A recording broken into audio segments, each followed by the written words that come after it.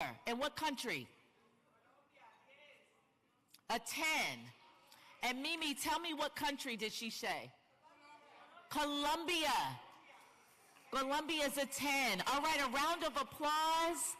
Yes, for our international sisters who are here. Do y'all feel the love and feel welcomed?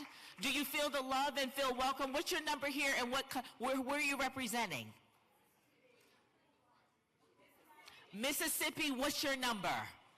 What? A 10? A 10? A 15? Okay, Mississippi said they're at a 15. Yes, my sister.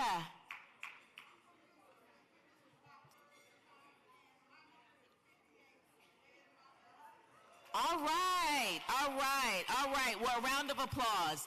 And so we are going to get started, but I feel like I want to just do a voice print, the atmosphere, to pace yourself, to sustain yourself. So I'm going to do this. I wasn't asked to do it, but they knew what they were signing on for when they got me. So Father, in the name of Jesus, we come before you right now to give honor and to give praise to you now. We ask that you come and take up space in this room. We ask that you meet us at our place of need today. We ask that you bless every woman who will take the stage today, restore her, strengthen her, fill her up, use her as a voice to voice print the atmosphere. And for whatever is the need today, we thank you for delivering in excellence. And it is in Jesus' name we pray. All right.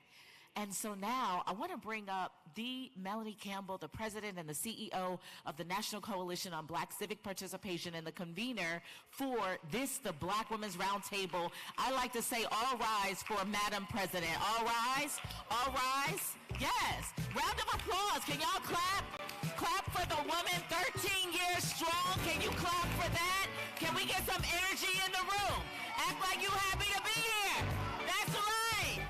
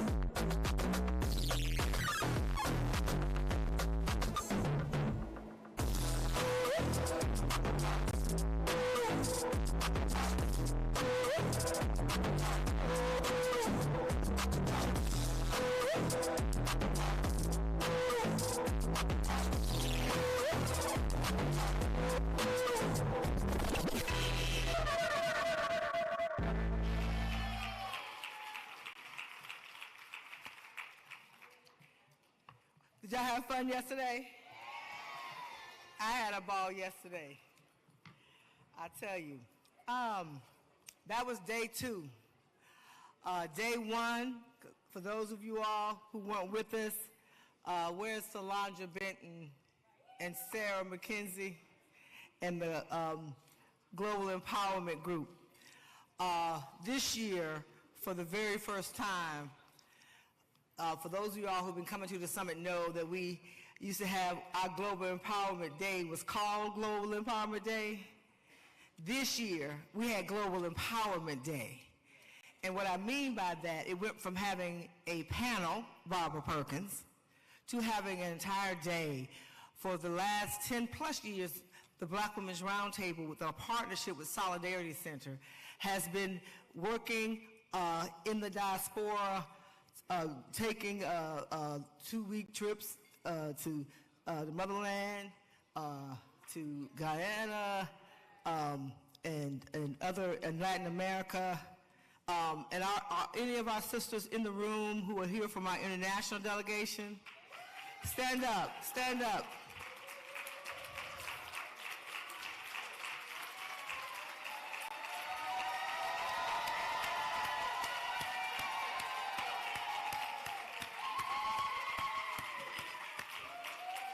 So we spent an entire day and as you see in the back, we have our interpreters, and this will be the model moving forward, because we are one sisterhood, and we're trying to make that a real thing.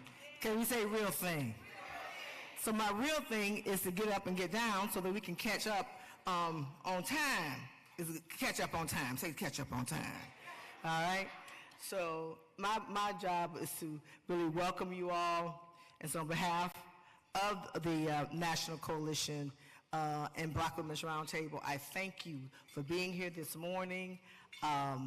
It is, I don't take it lightly that I sit in this seat and you make this something that I fuss Cleo around, but every day I get up, I thank God that he blessed me to have this role, and I try to do my very best to make it real. So thank you all so very much for that.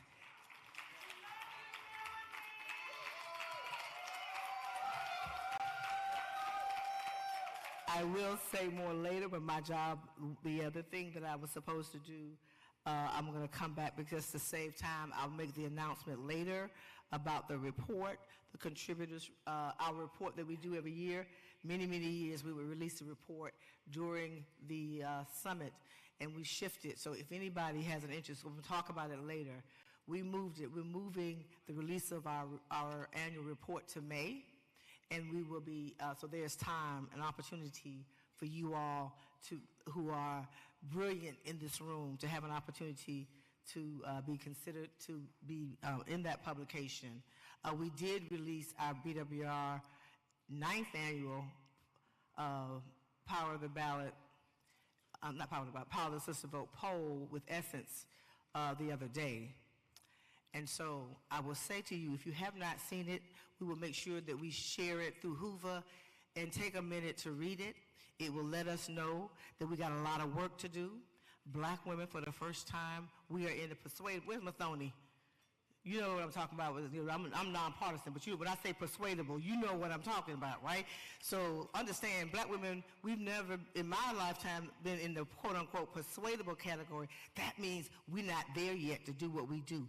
In our secret sauces, we show up, and the secret sauce kick in because we make everybody else show up. And we're not there yet. And that is a major, major, major problem. Thank you so very much. I think my job now is to bring on Diane Babineau, Vice Chair of the Board for the National Coalition on Black Civic Participation. Hear ye, Diane.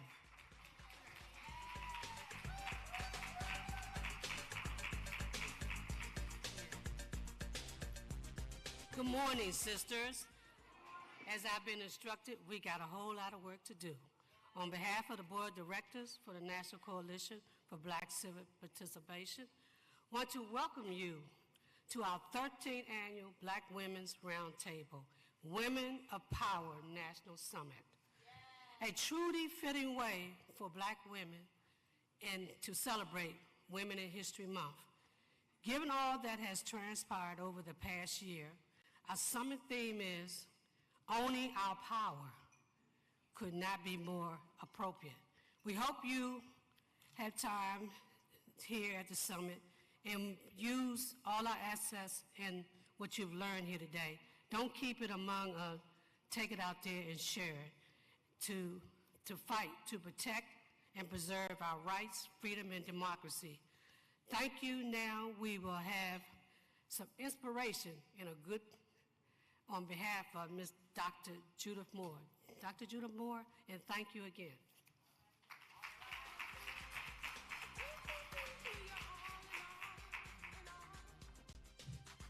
All right. Well, we are now ready for our very first panel discussion, and we're going to move this along, but I promise you it's going to be...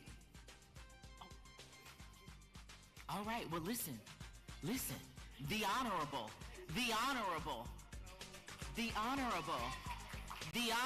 all rise for the Right Reverend Bishop Dr. Judith Moore.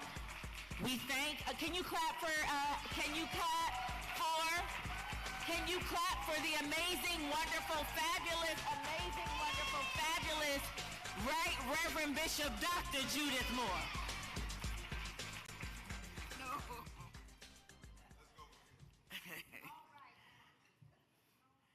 Being the big sister is overrated sometimes. But let's start off like this. Favor just ain't fair. And that God and love is real.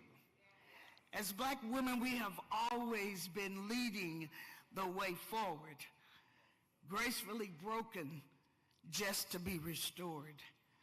You can kill the dreamer, but you cannot kill the dream. From our sisters' boots on the ground to the CEO, sometimes it's hard to see the sun. All of our lives we've had to fight for what we wanted. But we move with faith because we are intentional. I do not know about you, but I know that the grace of God is with each and every one of us. And for every mountain that we've had to climb, God has brought us over. And I don't know about you, but I give God total praise.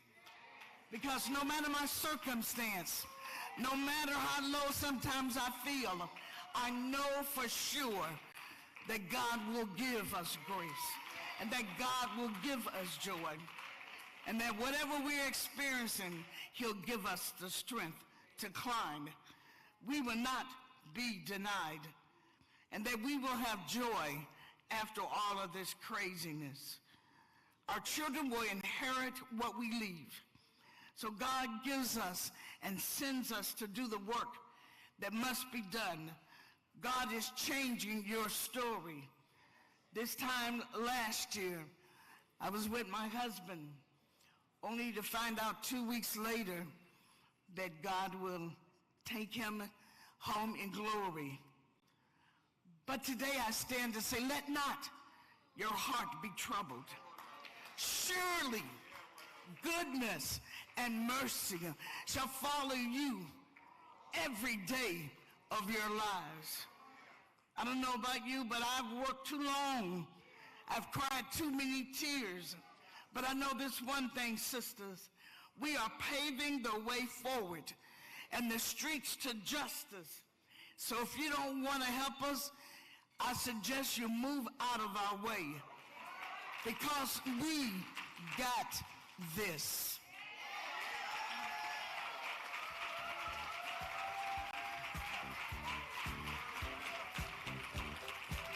Absolutely a good word. Absolutely. All right, and so now we're going to move on to our first panel discussion, Owning Our Power. It is Power Table number 1. It's time to participate, organize, and vote in 2024. So I am going to welcome to the stage, and if everyone can gather. First, I'm going to call from the Washington Post. She is a journalist and former assistant editor, Vanessa Williams. And following her, Vanessa, if you could come now. And then from the Women's Democracy Lab, the Interim Executive Director, Muthoni, if you could join us now, as well as from the Alexandria City Council, the Honorable Alyia Gaskins, if you could join us now, as well as the Georgia Coalition for the People's Agenda. We have, yes, clap for that, Executive Director Helen Butler. And then we have NCBCP Unity 24, Power of the Ballot National Campaign, Project Lead and Project Manager Kara Turrentine, welcome to the stage, as well as Black Youth Vote Alumni member and the CEO of RISE. Give it up for Mary Pat Hector. Round of applause for all. Round of applause for all.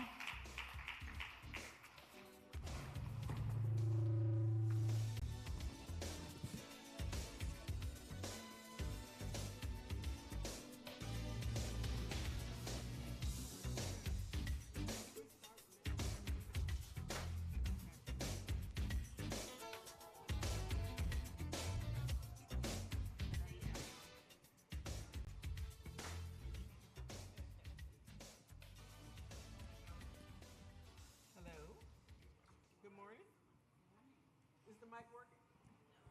No. I think I tried. Okay. Good morning. Oh, that one's working. Good morning, everyone. I am Vanessa Williams. Actually, I am formerly of the Washington Post. I liberated myself at the end of last year.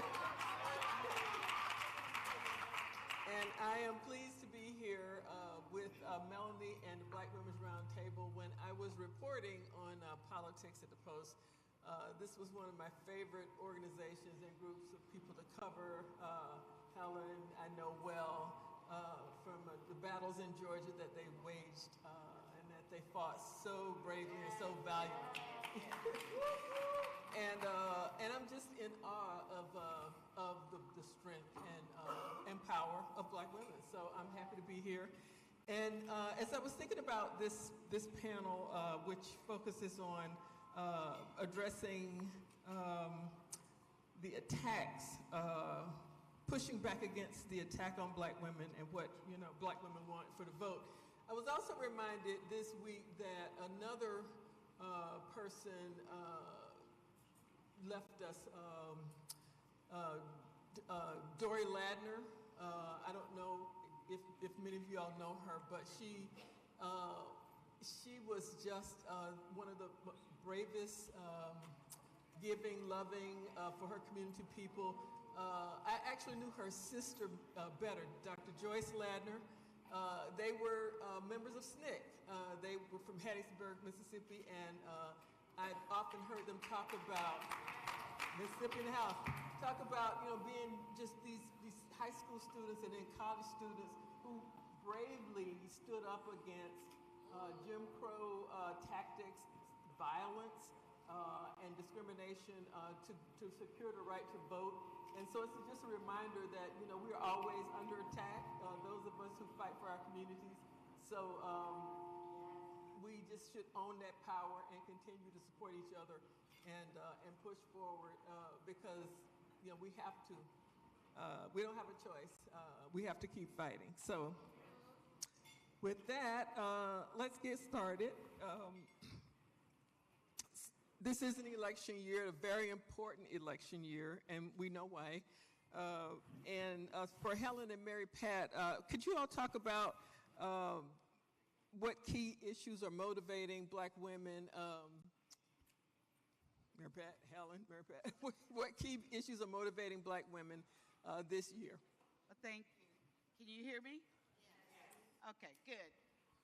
The key issues in Georgia are basically what everyone is talking about: economics, health care, women's right to choose what they do with their own bodies.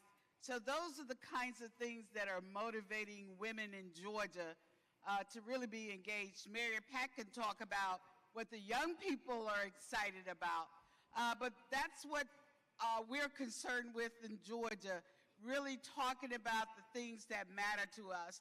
And the assault on black women, as we know, with Fonnie Willis, where they've been attacking her professional and confusing her personal life with professionalism, one of the highest women in Georgia, being able to really do things for our community. So those are the kinds of issues that black women are really concerned about in Georgia, and making sure that we take care of our families and take care of the issues that are important to us.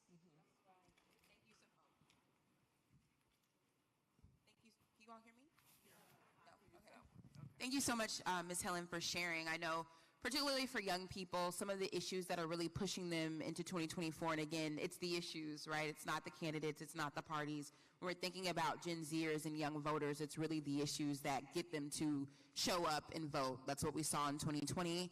It's what we saw in some places, such as Wisconsin and Pennsylvania, around Supreme Court justice seats in 2023. And so some of those issues are, of course, climate change. That's one of the leading issues pushing young people to the polls going into 2024. I think a lot of times we are not involved in that conversation because people don't, people don't believe our communities care about climate change, but they do. Beyond climate change, a lot of our young people, particularly black women, are really pushing for the fight for reproductive justice and the rights to our bodies, especially being from a state like Georgia, where black women are dying at a higher rate than any other race giving birth. Beyond reproductive rights, some of the other issues are student debt forgiveness and college affordability, and really holding electeds accountable for promises around investments in historically black colleges and universities, as well as minority-serving institutions. And so those are three of the leading issues that are pushing young people to the polls. But Gen Zers and young people are holistic, they're well-rounded, and so any issue around injustice or justice are issues pushing them to the polls. So there are many, many more. I won't go into those, but those are three of the top issues. Before we leave you two, there's a concern, though, you see it in polls, you certainly see it in mainstream press, that people are just not motivated. They don't care about, the vote. They're throwing up their hands. There have been a few stories out of Georgia, especially because Georgia was so large in the imagination because of 2020 and 2022, when black voters sort of defied predictions of lethargy and came out in big numbers and made a difference. So what do you see here on the ground versus what do we hear in the national press about whether people in Georgia are still engaged and still coming out? Well, I think we've had voter fatigue because we've been in elections from 2020 all the way to now. We just had our primary on Tuesday, and so there's voter fatigue, but I think that when we come down to the real issues in May, we have our general primary, where we have all of our statewide people that will be on the ballot, including the judicial system and sheriffs. I think there will be some races like that will motivate people. And also the issues, I think, will come to the forefront more so than they are now. When you have the final decision in November, I think the turnout will be there because we're going to be on the ground. We're registering people to vote right now. We're going to jails to get those people who are eligible to vote and be engaged. We're going to give them absentee balloting. We're going to make sure that people know what issues are important to them and make sure that they know that it's connected to elected officials. I just was on a call with elected officials where we were talking about getting funding to them that would improve their communities. A lot of people didn't know about it, but we were helping them and giving them resources to make sure. So when we tell those kinds of stories, that the money is there and the elected officials are the ones that are bringing it back to your home for you to enjoy your tax dollars, I think they'll be more motivated to do that. And like we said, reproductive issues, the women are really on that. They're on health care. They want Medicaid expansion. We just had a voucher bill that passed the House yesterday that they are concerned about their education, public education for their children. So those issues will drive them back to the polls. Okay, thanks. Mary Pat, could you specifically address misinformation, disinformation, a lot of which takes place on social media, where a lot of our young people are engaged. Right now, the conversation is about how some people are supportive of a certain political figure who found himself with a mugshot and T-shirts and such, you know. And if you look at TikTok, you know, you can see, and Instagram, you can see some people, you know, sort of signifying, testifying. It's like, what? But anywho, so how big a concern should that be for our communities this cycle? So two things. One, with mis and disinformation, one of the things that I yell out in rooms like this, especially as a young voter, a Gen Z voter, is the misinformation that young people aren't going to vote. We saw in Michigan, despite the fact that they care about certain political issues that certain political parties that they typically associate with aren't standing with them on right now, they still showed up. It was undecided, but they voted.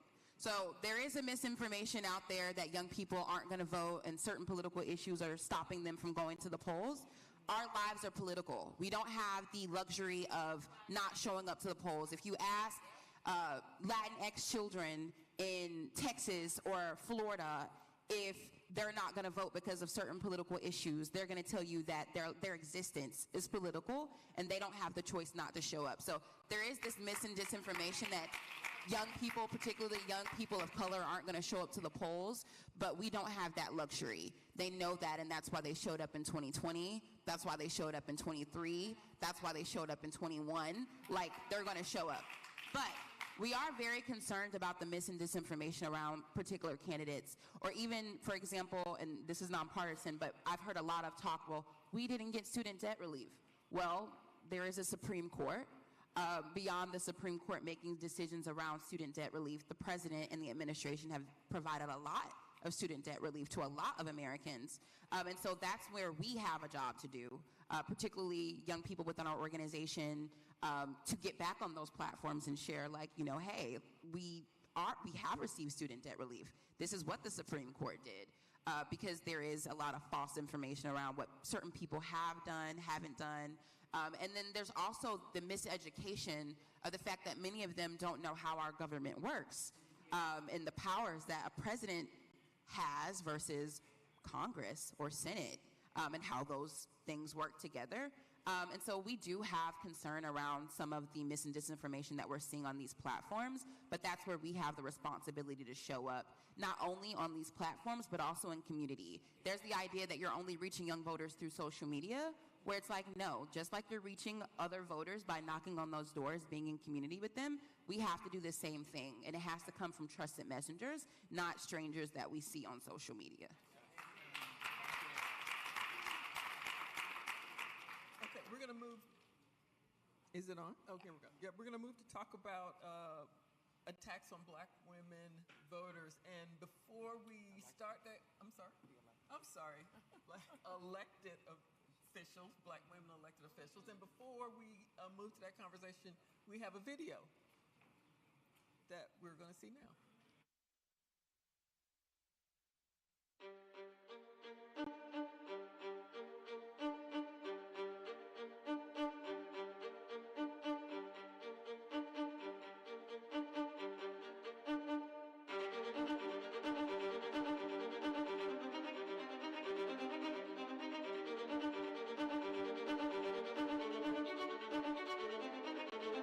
There are so many times that I've felt unsafe in my role as an elected official, especially a legislator. In my work as a state senator, there are times that I have witnessed and also been a target of harassment or even bullying. I actually was being attacked because of the policies that I ran, the positions that I took, that were informed by who I am and how I walk through this world.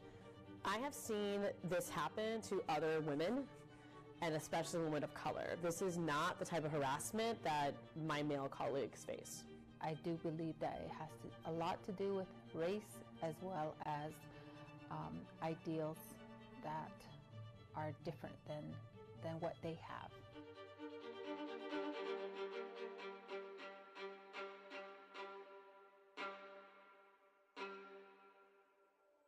In the wake of so many mass shootings that are occurring nationwide, a lot of legislators, such as myself, know we have to step up to the plate and be more vocal. And I really wanted to do that as a Black woman because I don't think we have enough diversity in that space around gun control. And when I prepared myself to file that legislation, I had to take a minute and pause and say, do I really want to do this? What if I compromise my safety from someone physically coming to my home or my office simply because I believe in common sense gun reform? You know, I always notify the sergeant's office, you know, I'll notify law enforcement, but at the end of the day, rhetoric and words don't necessarily lead to any type of action. It is frustrating because you're actively collecting tax and really can't do much unless it turns to physical violence or physical direct threat. And many people who attack you, they know what the line is, and they do that on purpose because they know what their limitations are, and they use that to continue to harass you without any consequence. My trolls started to combine forces and would support one another. I saw anti-vaxxers become election deniers over the course of 2020. I saw people who were incredibly fanatic about the Second Amendment also become equally as fanatic about anti-trans legislation. And so seeing the ways in which they were combining forces online and really doubling down on misogyny, homophobia, racism, and sexism has just been really distressing to watch play out on my social media comments, in my email inbox, and in the paper mail that I receive. When I first got elected, most of the orientation content was more focused on how to get around the Capitol building, how to hire staff, how to file a bill. No, I had no orientation. It was just like I dropped out of the sky and I was there. The rules of engagement is very important, and where do we go when we feel unsafe? Crisis management is something that needs to be stressed all the time. I think we need to be very specific in training elected officials around how to interact on social media. If you are doing a live or posting your location, you have to really, really be careful about that, particularly after January 6th and most recently after the horrifying attack on Speaker Pelosi's husband. Everyone doesn't have thousands of dollars to have security with them 24/7. So really, really concerned about how vulnerable so many of these elected officials are just simply because they want to serve their communities. I think that we're only now beginning to be more open about it and to explicitly discuss the threats that we are receiving. Certainly my colleagues of color have absolutely been the targets of racist attack language and threats. My LGBTQ colleagues have been the recipients of just trash and homophobic language. It's been appalling. But I'm sharing that because the type of harassment I face is very unique, and I know that other women and women of color are experiencing at the same time, and I don't want them to be alone.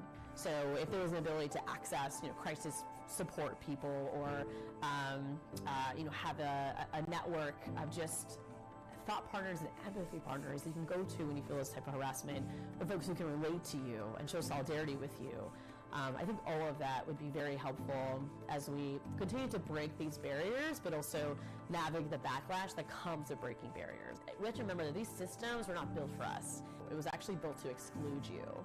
So we really need to redefine these systems in order to also allow more women to run for office and to serve with peace and dignity, because that's not the case right now.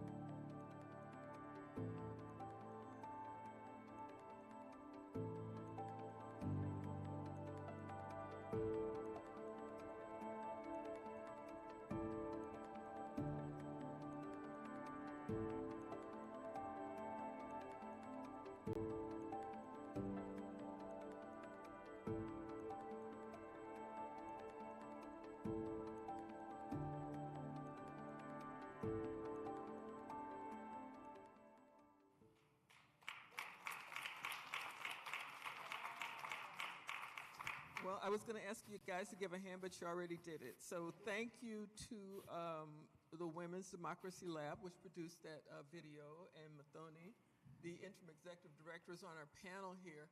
And obviously, this was important and riveting, but we see it also day in and day out, as Helen referenced, DA Fonnie Willis in Georgia, AG Tish James in New York, the Vice President of the United States, who is frequently targeted with racist and sexist language, the Supreme Court Justice, particularly during her confirmation process, when people insisted that, she couldn't be, she can't be, qualified. She was a diversity hire. And on down to the attacks on DEI, which often a lot of I know in my experience in our newsrooms around the country, a lot of DEI work is done by Black women, and so they bear the brunt of the attacks. And in addition to elected officials, people who serve in appointed positions like Helen and some of the other sisters around the country who serve on election boards are just, again, targets of attack.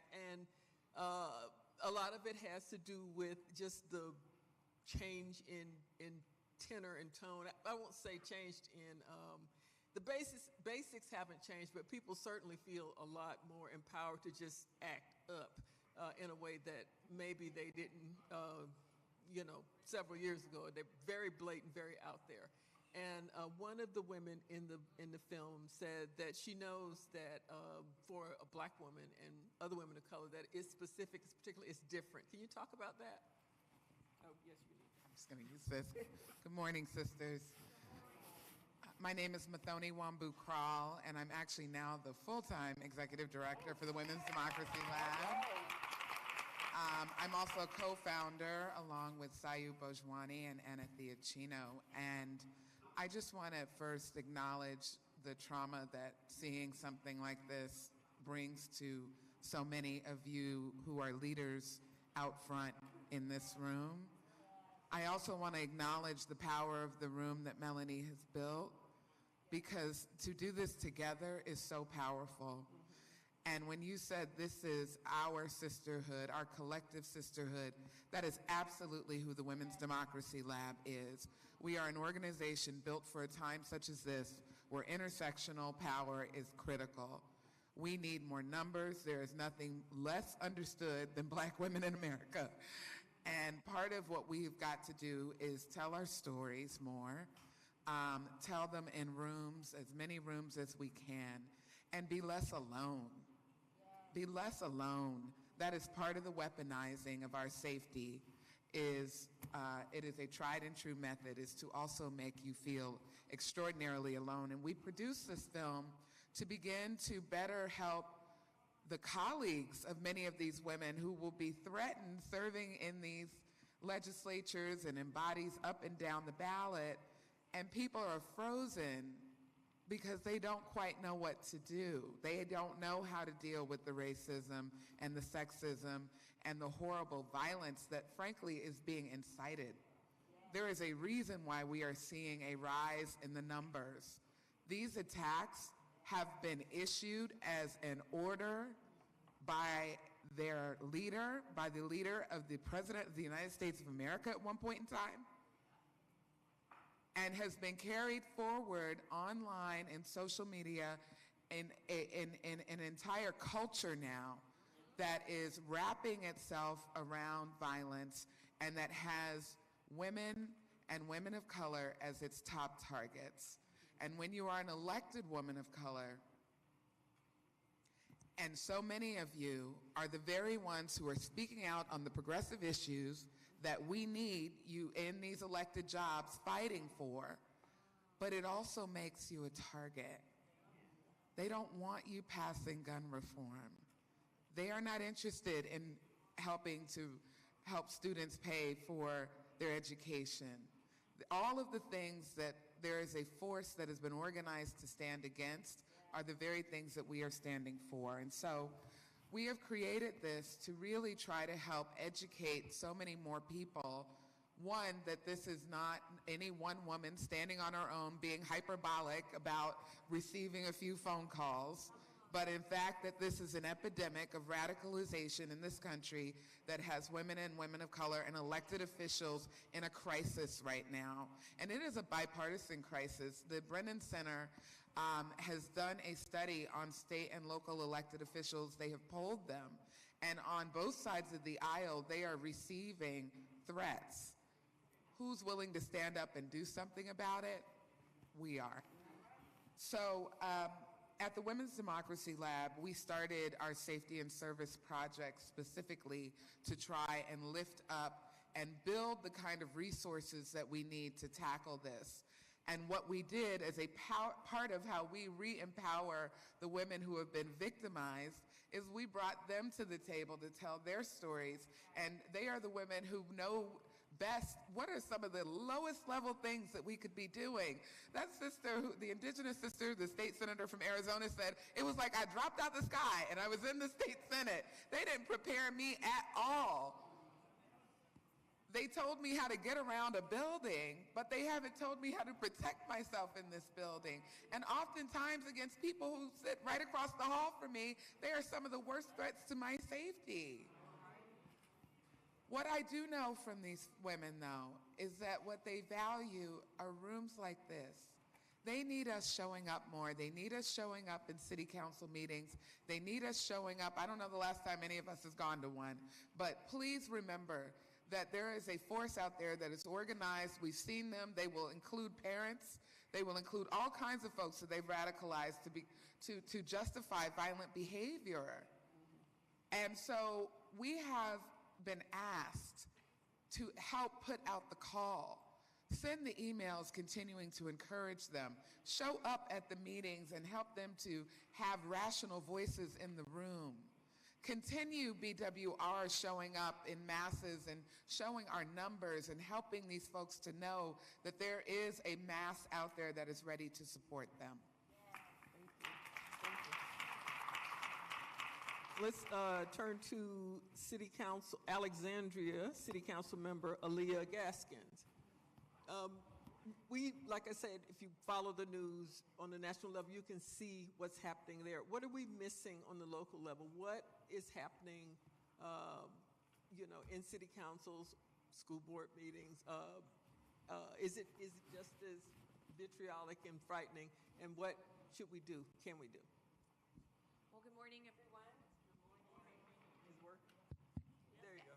Good morning, and thank you so much for having me. It's really exciting to be here with you.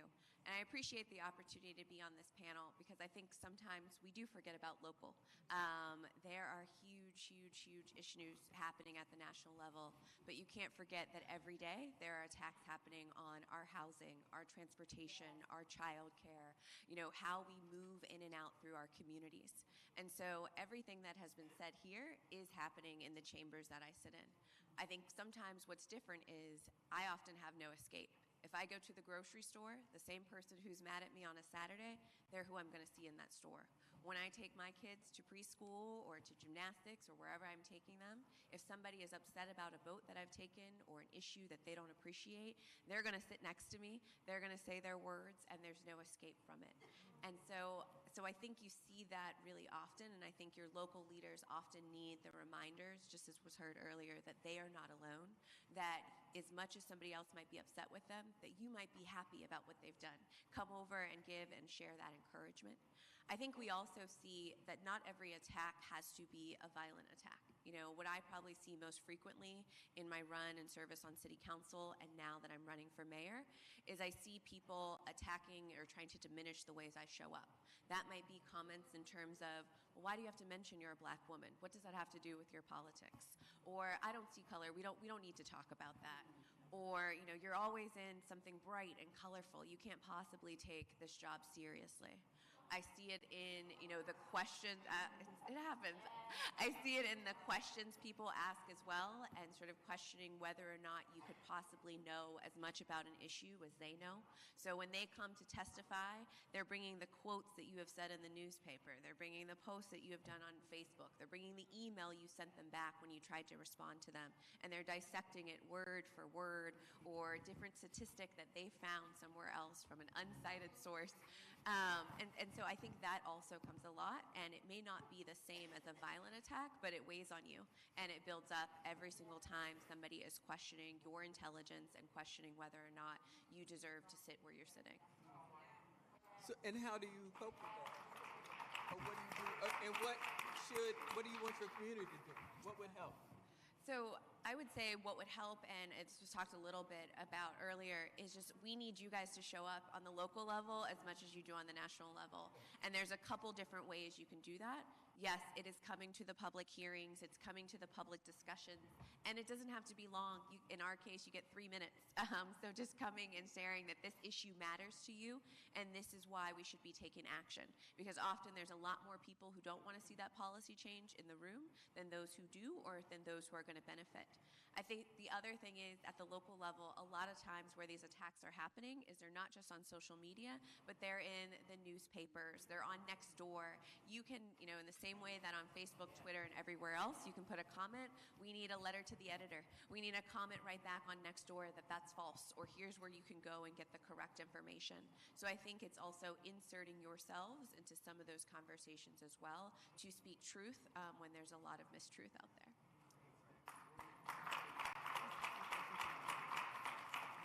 You know what? We have about a little over 10 minutes. Could we take some questions from the audience? Anybody have something they want to? Oh. I am so sorry. I just totally left you out. I didn't mean to do that. You have to forgive me. I'm still adjusting to being a retired person. It's okay. I'm trying to be like you when I grow up. Karen? Yes.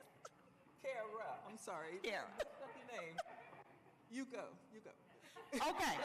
I just get a free for all. Listen, I have loved what I have experienced up here. We've talked about the national level and the local level, and we've talked about the attack on black women, black elected leaders that have stepped up to be in the gap and fight on our behalf, to shake systems that are committed to oppressing us in our jobs, in our homes, our children, in our schools.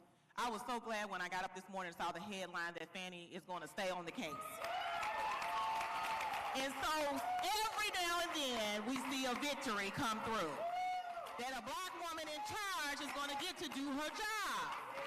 And so we've got to know that as we wake up and we step out here to do our jobs, that we are shaking the very systems that are committed to souring our families and souring our ability to thrive and souring our ability to move up the economic ladder.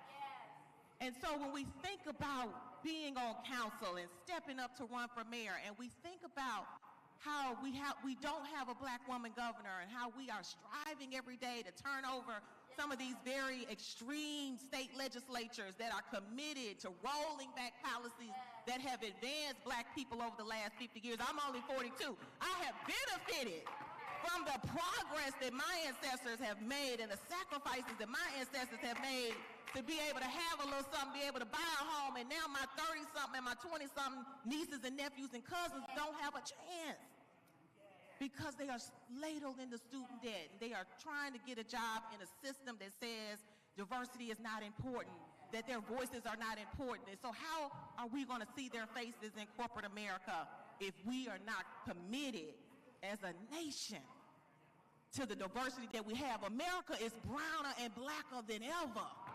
And there is an effort to roll back our very space in this country.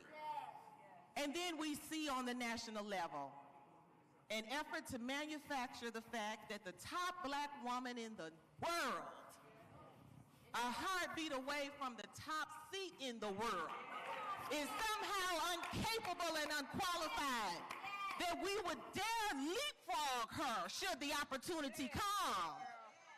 So the challenges that we have as black women in charge are global. And I encourage you to duplicate yourselves, to encourage the black sister in your town, because we can't all get out there and touch a Fannie or a vice president, but we know the black women in our towns who are standing in the gap every day, and we can pick up the phone and call her office and say, sister, I'm with you. I'm supporting you. I know you're having a hard time. I may not be able to max out, but here's $100. All right. We've got to do that for each other, because the narrative that a black woman can't be in charge, that's really what the fear is. And so we have climbed, we have succeeded, we have lifted our families, and there is an effort to roll that back because America is browner and blacker than ever, and they got to do something about it. All right.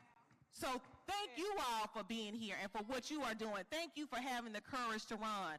Young sister, thank you for stepping up to tell your generation that they've got to be involved and at the table, because the decisions being made are going to affect you for the next 15, 20, 30 years of your life.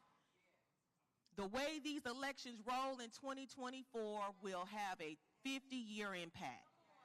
So we've got to be there, and we've got to step up, and we've got to bring everybody with us. This room is making that change. I'm so glad to be here. Thank you. Wait. I have a follow-up question. I don't think we quite touched on it. Could you talk about the issue of voter intimidation suppression? There's a sense that a lot of that's going to happen. The other side has got all their committees and their challenges and their integrity squads and all that. So how do we fight back against that, or how do we make sure people feel safe and empowered to go and stare down if need be? And so there are a lot of great organizations in this room that do this work year-round to protect the vote. But this is the time. The reason I got into this thing is because my grandmother used to work at the polling location. She would be the person on the inside to take your license, and my mother could look on the roll and see that my daddy hadn't voted yet and make sure he got down there. Black people, more than ever, we need to be on the inside of the building, at the table, making sure that there's not a technicality that is getting our people turned away. Because the other side is training election workers every single month to be on the inside of the building. It is so we got to be on the outside. We got to make sure people got water. They're going to be the long lines. We are already seeing the legislation across multiple states that are trying to roll back polling, absentee boxes and absentee opportunities and early vote in-person opportunities. And so there's a barrier to just even get from your house to the polling location, to just get your ballot in the mail. But we need to make sure we are also on the inside, that we are not seeing people turned away because they got married and they haven't made a change yet. A lot of places have the rules where you can change that right on site. But what happens is the person says, oh, I don't see you on here. You're going to have to go to another location, or your apartment has changed. You're going to have to go to another location. And by the time that person spends 30 minutes going to the wrong location and getting turned around, they've gotten discouraged and decided not to vote. And so we have to make sure that we are taking the time to be a part of every single touch point of our democracy. Not just running for office, not just donating, not just being in our organizations, but we've got to think about these technicalities inside the voting booth and inside that space. That is where we're seeing the suppression take place. We also got to know that election security is going to be important. We saw in Michigan people running up to the counting box and knocking on the doors and wanting to tear down. And we've seen those threats come across that if certain people don't win, all hell is breaking loose. And so we've got to win with such a decisiveness. The problem that we have with this is we winning by 12 and 13 votes. Challengeable on any account. But these margins are too low, and there are too many of us staying at home.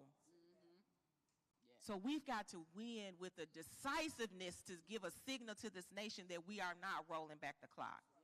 So that's what I would say. Well, we have 5 minutes left. Anybody got a burning question? Yes.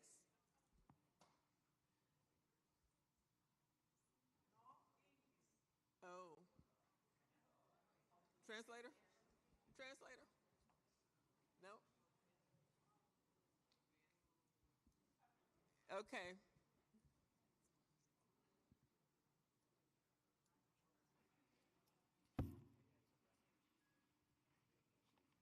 Is there somebody coming to help her? All right, I think we need a translator. I think we need a translator. Awesome. On the way. Isn't this amazing? Hi, gorgeous. She's going to meet you there. She's going to meet you right here. How powerful is this? How powerful. She's going to meet you right here. Hi there, gorgeous. This is so amazing. Hola. Hola. How are you? ¿Vale eres tú? No. Buenos días para todos, para todas, para todas. Good morning, everyone. La pregunta para las panelistas, y teniendo en cuenta lo que ha dicho aquí nuestra hermana, que los problemas de las mujeres son globales. My question for the panelists here, and especially for my sister here, about the global problems that women face.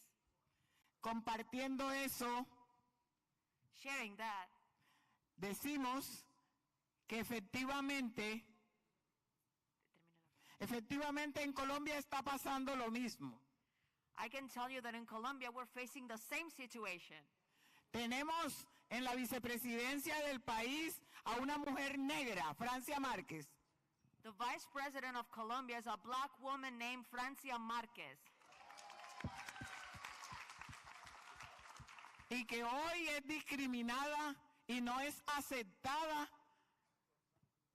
en la clase política tradicional por ser negra y pobre. And she's discriminated against, and she's not accepted by politicians because she's a black woman and she was born poor. Fue lo que me motivó a venir acá cuando recibí la invitación a defender exactamente a la mujer negra. And that's why I accepted the invitation to come here and defend black women. Y entonces la pregunta es la siguiente. ¿Cómo enfrentar y meter a otras mujeres que no siendo de color también nos apoyan? So my question would be, how do we include other women that may not be of color but want to support us? ¿Cómo hacerlo? Porque en Colombia necesitamos la unidad de las mujeres. How do we do that? Because in Colombia we need all women united. Gracias, thank you. Thank you. Gracias. She's asking the question, and it's a question that I think Melanie Campbell and so many of you in the room have answered in, was it 2 years ago when Melanie Campbell began gathering black women and allies. Am I right? Keep me honest. Keep me honest. She's asking a question about how, if I heard correctly, how do you engage others who want to support black women? Was that not the question, the net? I'll jump in there. Thank you so much for the question. I think it is important, and we've seen allyship in the United States, and we've seen across the country on global issues. Look, folks want to be a part of doing the right thing, and we have to make space for them to be a part and do the right thing. We have to fight against the manufactured efforts in our media to distract and divide us, because we see it, for example, on reproductive justice. It's all of us. I remember saying, ooh, they're going to take rights away from white women? Okay. And what we see is that all of our issues are intersectional. All of them bring us together. And so we have to make space for each other to do that. We have to fight against the effort to divide us. And when we do that, we can win. And so keep supporting your black vice president. Invite those that want to support her to come together. Let them know that they are welcome, and keep lifting those issues up. And that's what we've got to do here in our country as well.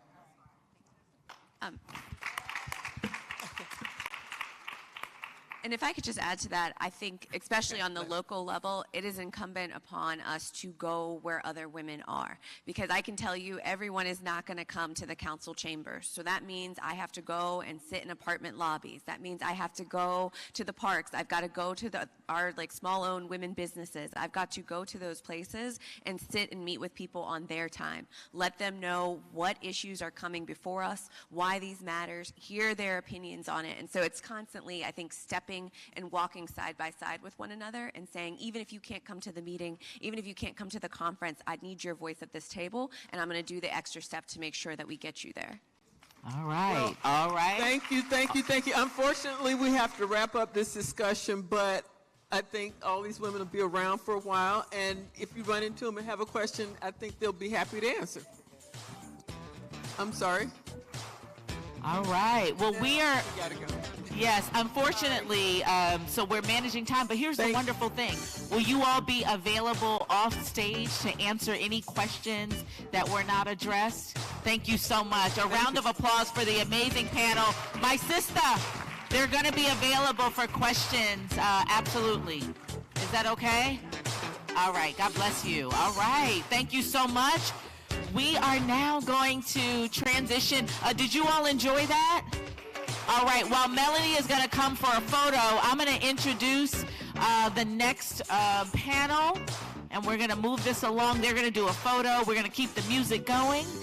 But I want to just begin to call for our next panel. We're going to move on to Owning Our Power Table 2, Protecting Our Rights, Freedom, Democracy, and Fight for Justice.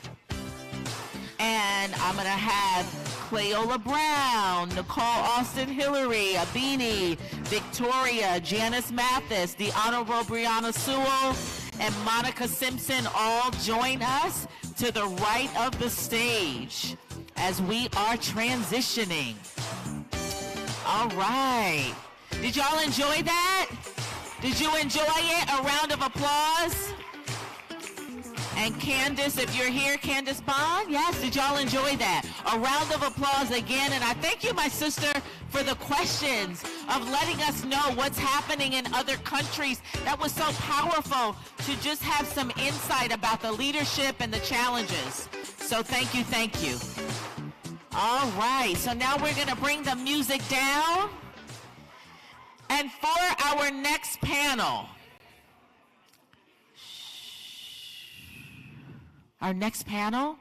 it's Owning Our Power, table number 2, Protecting Our Rights, Freedom, Democracy, and the Fight for Justice. As our moderator and all of the panelists join us on stage, for the A. Philip Randolph Institute, Cleola Brown, welcome to the stage. The Congressional Black Caucus Foundation President and CEO, Nicole Austin Hillary, as well as Chromatic Black, Abini Bloodworth, We welcome you. Everyone, come on up. Just keep coming.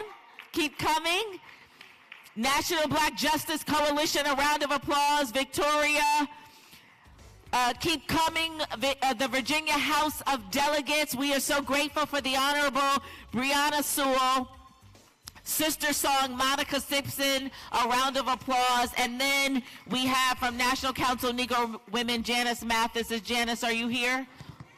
All right, all right. Well, welcome, welcome, everybody. I'm going to hand it over to you, and we will move along. Okay. I'm going to need somebody's mic. All right, we're going to get one other seat. I have one. Thank you, baby. Okay. Okay. All right. Good morning, everybody. Good morning, everybody. Look at your sisters at the table that you're sitting at, touch them on the shoulder, and tell them you sure look good. Thank you, sister. I appreciate that. I appreciate that. Let me say to each and every one of you, that's all I asked y'all to say now was you sure look good. That was not an open invitation for your own personal conversation. Come on, sister. Hey, Janice. How are you, darling? Ooh, that's all right, baby. That's all right. Okay, now I can see y'all better and have a little bit more control than I could from that chair. And you know Melanie. Melanie will come directly to you and tell you, move this thing along. So that's what we're going to do this morning. But we are first going to say how very powerful that last panel was. Give them another round of applause, please. Please, please, please. In addition to that, I don't know if everybody here really appreciates the fact that you are sitting in a room with some very powerful sisters. And unless you are super special, that doesn't happen every day, especially for black women.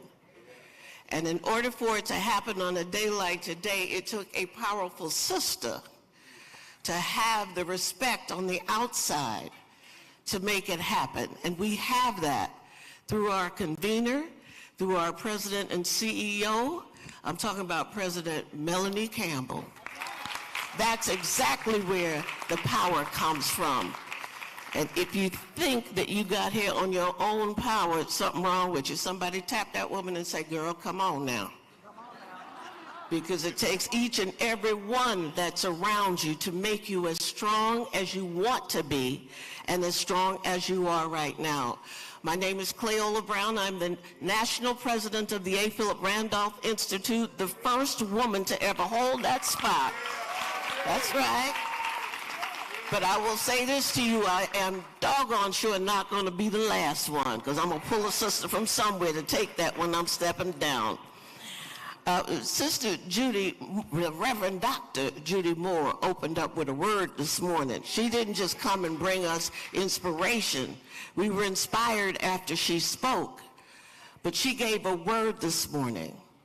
And as I watched you on the floor, I saw that you connected with those things that she was saying, and that you heard that word and received it well. Let me say to you that, Reverend Moore, you made me mindful that I can't cuss in this venue. But I will say this also, God knows who I am, so if it slips out, Lord, forgive me. And Sister Moore, I really appreciate the word that you gave us this morning. Now, I take the blame, but I know I'm not sitting up on this panel as the only one that swears, Janice. So I ask the panel to please just be yourself. Share all that you bring to the table, and if a little something happened in the middle, you in the circle of family, right? And nobody can walk around out of this room and say anything bad about either one of y'all. Because you look good, amen. You're smart, amen. And you're going to be for real this morning, amen. All right, now we're on the same page. Now, we have a very specific task here this morning. We are to talk about owning our own power, protecting our rights, the freedom, democracy, and the fight for justice. That's a whole mouthful, y'all. And it's not easy. As the panel before us talked about the danger that some who are successful in getting elected face every single day. But some of these same sisters who are sitting in the chair right now have also seen their own struggles, as they are not quiet. Some of y'all are extremely loud and big mouth. I won't call no name. To get the message out across and so that it is acceptable and received very well. We have a problem with messaging sometimes so that people don't understand us. And if we try to copy the kind of way that other people share their message, we lose something in the mix. That's why we always start out by saying, be yourself. Okay? And I'm looking at Sister Vanessa as I begin to talk. That's a powerful sister with a background that's a mile long, and let's give her a round of applause for all that she has done. Thank you so very much for leading that crowd. This particular panel consists of some folks that are very well known, and you can tell that I'm 75 years old because I can't see a daggone thing on this paper without these glasses. So I'm going to be off and on them, and I'm going to hush. We want to hear everybody that's sitting here. The panel has the complete distinction of having Nicole Austin Hillary, who is the president and CEO of the Congressional Black Caucus Foundation. Let's give her a hand. That's right. Now, I'm going to hatchet up some of these names, but y'all know who they are anyway, because they have these new world names. Well, let me just say it the best you can, Clay. Ebony Bloodworth. Where are you, Ebony? There you are, sister. President and CEO of Chromatic Black. Give her a hand, y'all. What's wrong with you? We have the Honorable Brianna Sewell, who is a delegate from the Virginia House of Delegates. Where are you, Brianna? Yeah. She even has that politician wave going on. You saw how she said hello to you. Okay. And we also have Monica Simpson, the executive director of Sister Song. Okay. You brought somebody with you, huh, Monica? Okay. And there's another person that has joined us, Candace Bond. Candace, where are you? Right here. And I swear for God, I can't say your last name, baby. Good morning, Candace Bontario, and I'm here representing Demos and representing Howard University. Okay. Thank you very much for making that clear. I wanted your name to be said properly. Now, you know the task before us. You know what we've been asked to do. But I'm going to remind you one more time that the messaging that we're looking forward to, we want it to be one that all of us understands and will be able to share with someone else. Janice, did I introduce you with title and all the rest? It's not necessary. Okay, because I didn't, because I know I don't have to. Everybody in this room knows who you are. And when you speak, we understand it from the very beginning. We also understand the background that you have as an attorney. We also understand that you've worked with some of the most powerful leaders in this country, the Reverend Jesse Jackson being one of them. She didn't work for him, she worked with him. And if you don't believe it, look at some of the footage from the past. But what we are asking this morning on these questions from each of you, and I'm not going to call you by name or how you're going to answer it. I'm going to put the question out there. And if it touches your spirit, please just jump in. We want an answer, you all, on the question. We don't want a long story. I'm not being mean. I'm just being clear. We want to make sure that they get everything that you've got to offer, and that's how we get it. Clear, precise, and direct. Now, Monica Simpson? Okay. Looking at you. All right, I just wanted to make sure I knew where everyone was seated. Okay. Since you will talk loud and proud, I'm going to start by picking at you, and then everybody else jumps in when the question hits you. All of you are sitting in critical positions within your organizations, on the front lines all the time, engaged in that fight that we talked about at the very beginning, the fight for freedom and working to achieve justice and economic opportunity for our folks. And we want to know, what is the most critical issue impacting Black women and Black families that you see in the role that you play in your organization? And if I did not give any of you your due in telling them what you do, please inject that as well. I don't want anyone to feel slighted. I want you to know that we appreciate who you are. But what do you think is the most critical piece? Thank you. Peace, everybody. How y'all feeling today? So my work is centered in sexual and reproductive justice, right? And I was really drawn to this movement many, many years ago when I stand in the legacy of the 12 Black women that created this movement 30 years ago to be able to talk about our reproductive lives and our ability to make our own decisions about our bodies and our families and our lives in a way that really made sense for us and our communities, right? Because the way that reproductive health and rights was set up in this country, which those movements are very powerful and needed, but the way that they were really structured was around this choice framework. And this choice framework really was rooted in the fact that you had a privilege to have a choice, right? And our communities understand that there are many multiple layers of oppression that come together that make it more difficult for us to be able to make the choices that we want for our bodies and our families and our futures. And so I think right now, for the first time in a really long time, we hear more people talking about abortion. We hear more people talking about maternal health in ways that we haven't before. And that's really because we saw a devastating decision come out of the Supreme Court called the Dobbs decision that erased the federal protection for abortion access in this country.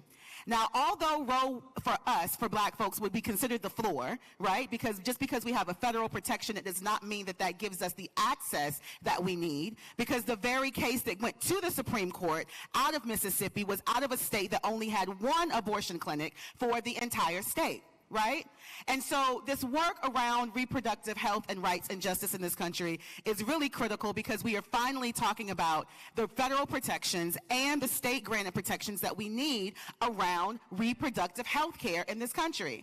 And if you think that abortion access isn't something that you need to talk about if you're talking about voting rights or economic justice or environmental justice or any of the other issues, then you are sadly mistaken. Because at the core of this work of reproductive justice, no matter where you land on abortion, because I'm not here to I'm not evangelist. I'm not telling you what your views have to be on abortion. But what you do have to understand is that you want to live in a country where you are able to make your own decisions about how you want to move your life. You want to be able to have control of your own body, right? And so that is the most critical fight right now. We have seen reproductive health and rights issues go before the Supreme Court more than any other movement in this country. We have another one about to go to the Supreme Court over mifepristone, which is a drug, right? Now they're coming after drugs, good people?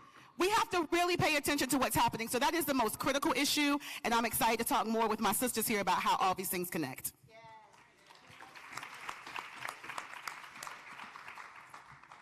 Hello, everybody. I'm Janice Mathis, Cleola Brown. It's always a pleasure to be in your company. I'm with the National Council of Negro Women. I'm their general counsel at this point. When you talk about the issue, all the issues are important. It feels as if we are in a tsunami of issues coming at us from every side.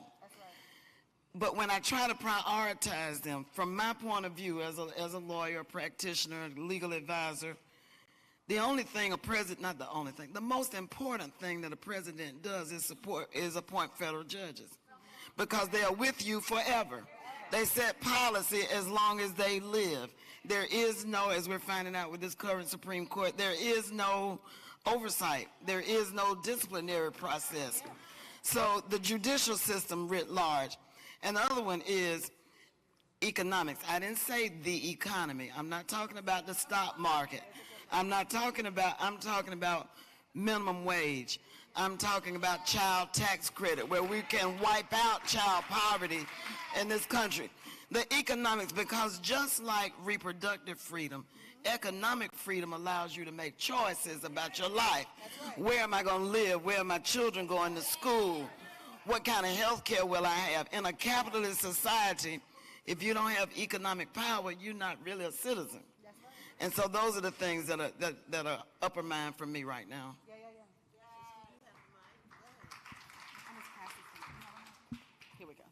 ahead. Oh, go ahead. Hi, so my name is Abini Bloodworth, and I'm the co-founder of Chromatic Black, and we are artists, activists across a spectrum of disciplines. And the mission is to disrupt the master narrative, and we define that as Toni Morrison does, which are all the contemporary mutations of white supremacy. And so when I listen to my sisters, I think the most pressing issue that we're working on is that we're living in a time where organized, coordinated, stealth, resolute power is architecting a world to enable conditions for an apartheid, fascist country. And so we don't get to play. So I grew up during Nancy Reagan when she said, just say no to drugs. And I grew up in a time where I believed her.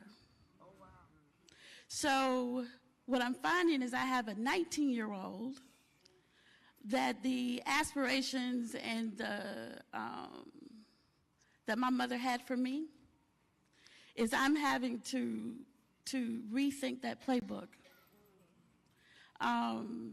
And so I think that this is not business as usual. I think that we're having to begin to think about contingency plans. And then how do we live, it doesn't even matter about who is in the office, because the ground and the sand has completely shifted. And so, but I'm gonna be brief. So no, it's the enabling conditions. I'm looking at this clock. I'm looking at this clock. We don't have enough time, so I'm going to say everything I need to say right now because I might not get the mic again. I'm Nicole Austin Hillary again. It's a privilege to be here. I have the honor and privilege of being the president and CEO of the Congressional Black Caucus Foundation, thank you, where our mission is simply this, to empower the global black community. And so I'm going to focus on that. And I'm going to turn your question around. I'm sorry, I don't follow rules. Probably like you never have, so we please don't follow go ahead on. Because that's what we do, and that's how we get things done. There is not one issue, and you heard this. There is not one issue. And so I challenge us to do this. I don't care where you sit. I don't care if your organization focuses on black maternal health, if your organization focuses on economic empowerment, if your organization focuses on voting rights. We have got to break down the silos because we do not have the luxury of saying we can only focus on one or two critical issues. The stakes are too high and the challenges are too great, and we do not have time to waste. And understand this. Those forces that work against the empowerment of the global black community, they want us to be siloed. They want us to say, oh, well, I only work on this. My sisters over there do that. They want us to be disconnected, and our job is to connect the dots on all of these issues. So whether your organization focuses on one subject or matter or another, make sure you have other folks on your staff who are also looking at, monitoring, and becoming experts on those other issue areas. We have to understand and we have to speak and make sure people are clear that we know that our issues are inextricably linked. And that is how we are going to move forward in terms of how we attack the issues and in terms of how we fight the fights. That being said, I want to make sure that we pack rooms like this. When Melanie says we all need to come together, everybody needs to come together. When we have our annual legislative conference in September, which is the nation's largest black public policy conference, everyone needs to be there. And not be there because we have great parties and because we do, but be there because you are going to be in the rooms and standing shoulder to shoulder with these sisters, with the elected officials, the members of the Congressional Black Caucus, who have the power and the position to move forward on legislative initiatives that are going to change our communities, empower our communities, and make them better.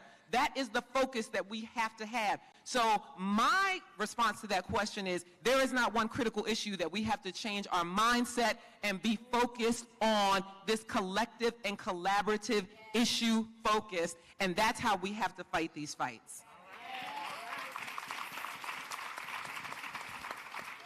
And as previously shared, I am Delegate Brianna Sewell, who represents a community in Prince William County, Virginia. Ooh, I love this. Yes, Prince William.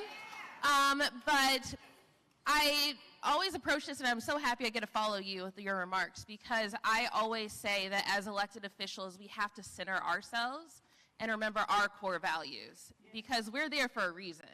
So I don't like to call the people I represent my constituents. You're my neighbors. And that's the way that we need to think about it. So at the end of the day, we want one thing: a roof over our head, food on the table, access to affordable quality health care that covers all of our health care, and the ability to pay for it with just one job.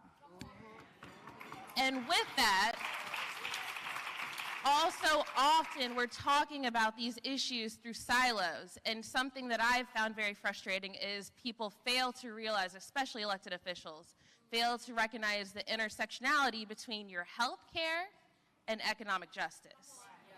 And that's why I'm a big supporter of paid family and medical leave and its passage. So we talk all the time about how we as Black women show up in spaces for our families and our friends. And we know that we're that caregiver. And in so many times we make those sacrifices where we don't take care of our own health. And we'll go without. We skip those medical appointments. We skip those opportunities just for us to go and get that preventative care. But we're going to drop everything. We will drop everything to make sure that we can show up for a loved one.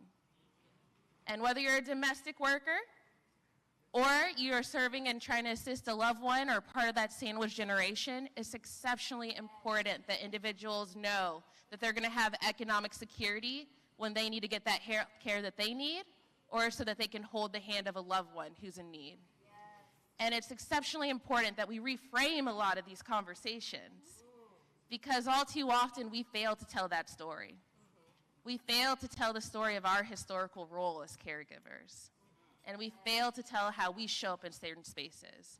So for me, paid family medical leave gets to the core of exactly what we're talking about here today.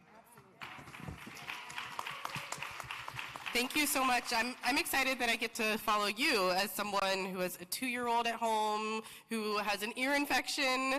I am in my 5th month of pregnancy, expecting my 2nd baby. So paid family medical leave is very much a kitchen table issue in my household, for sure. So thank you for that.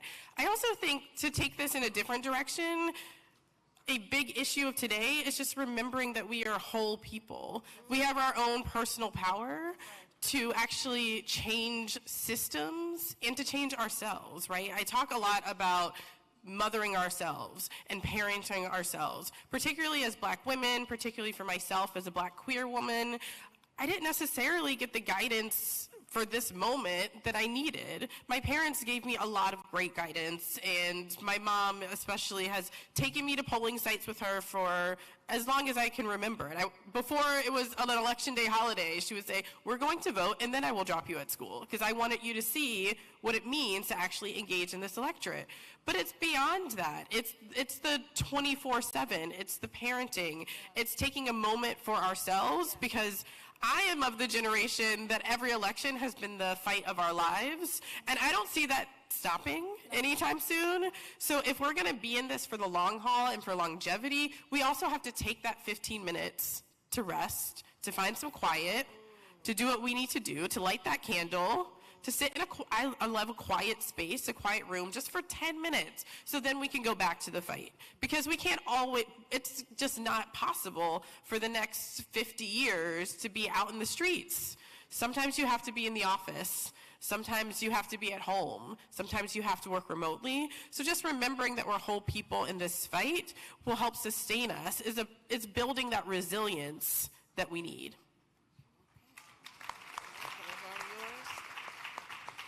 Now, I too am watching this clock, but y'all gonna knock it away just by saying that little bit that you just said before, okay? I want you all to think for a second. If you were your 18-year-old self again, how would you speak to them about the issues that you are so passionate about right now? We hear over and over again about our young people not understanding the messages that are coming towards them, or they feel it does not apply to them.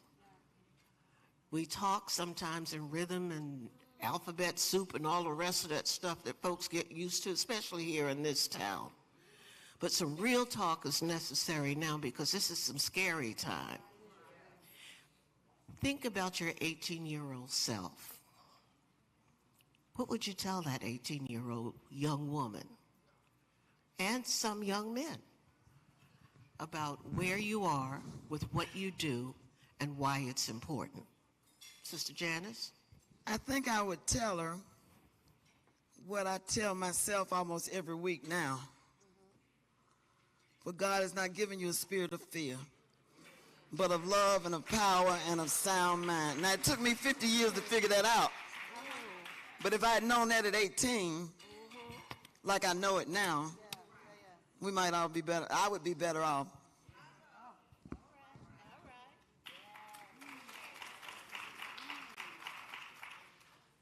I would tell any 18-year-old, don't wait. Don't wait. Do not wait to be what you think is a grown-up. Do not wait until you have that degree. Do not wait until someone gives you permission to do the things you think need to be done. Because you are enough right now. You have the power right now, and you have the voice right now. Because what happens when we wait, we miss things. Opportunities pass us by, knowledge passes us by, and we are often not told the truth because we are waiting, and we're playing by the rules and playing nice. You always want to be respectful. But you want to make sure that you are not waiting for anybody to give you permission to own your power and own your position. And I would tell them that then will set them up not only for the success they will have in the moment, but for the success they and their community and their people will have and be able to take in the future.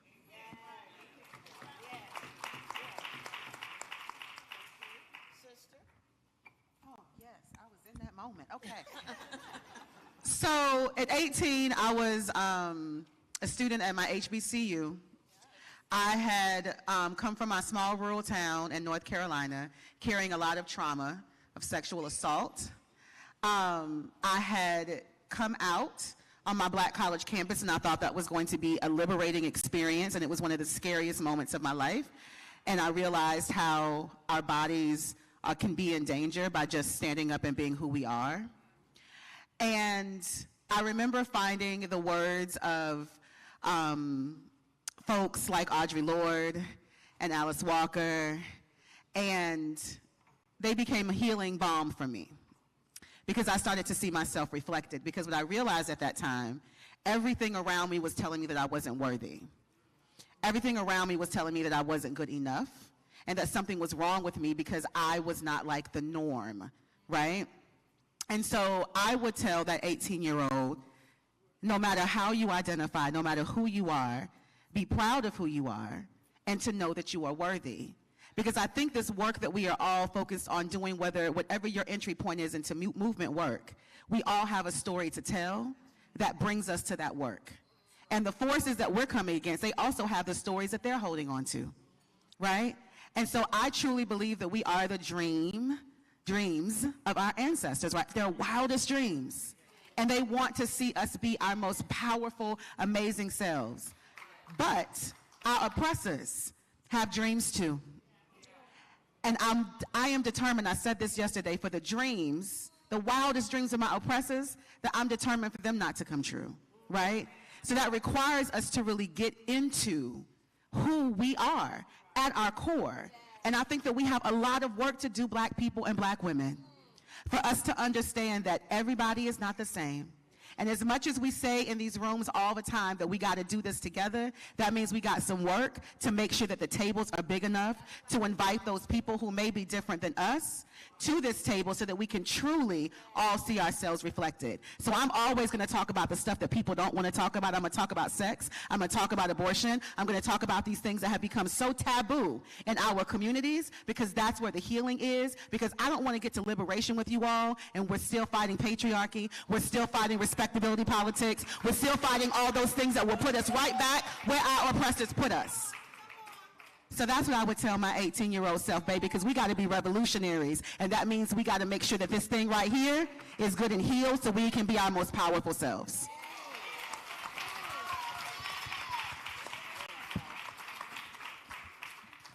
I also was at an HBCU campus, but I was looking at the boys. And let me tell you something. But Monica and I are friends. And you know what I would tell that 18-year-old? That I am the prize. Come on now. Repeat that, please. That I am the prize. That we are the prize.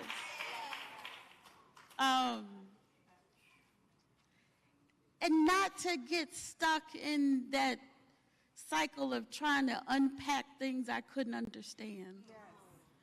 You know, to make quick decisions. Does this feel good? Yes, no. If it does, keep moving. If it doesn't, stop. Because I got stuck trying to understand and deconstruct, and I think I wasted a lot of time. And I'd say travel more. I would spend more time with my friends. I'd laugh. I would seize joy. I would say seize all of the joy. Seize all of the joy. And not to fret. No fretting allowed. That's what I would tell that 18-year-old self. No fretting allowed.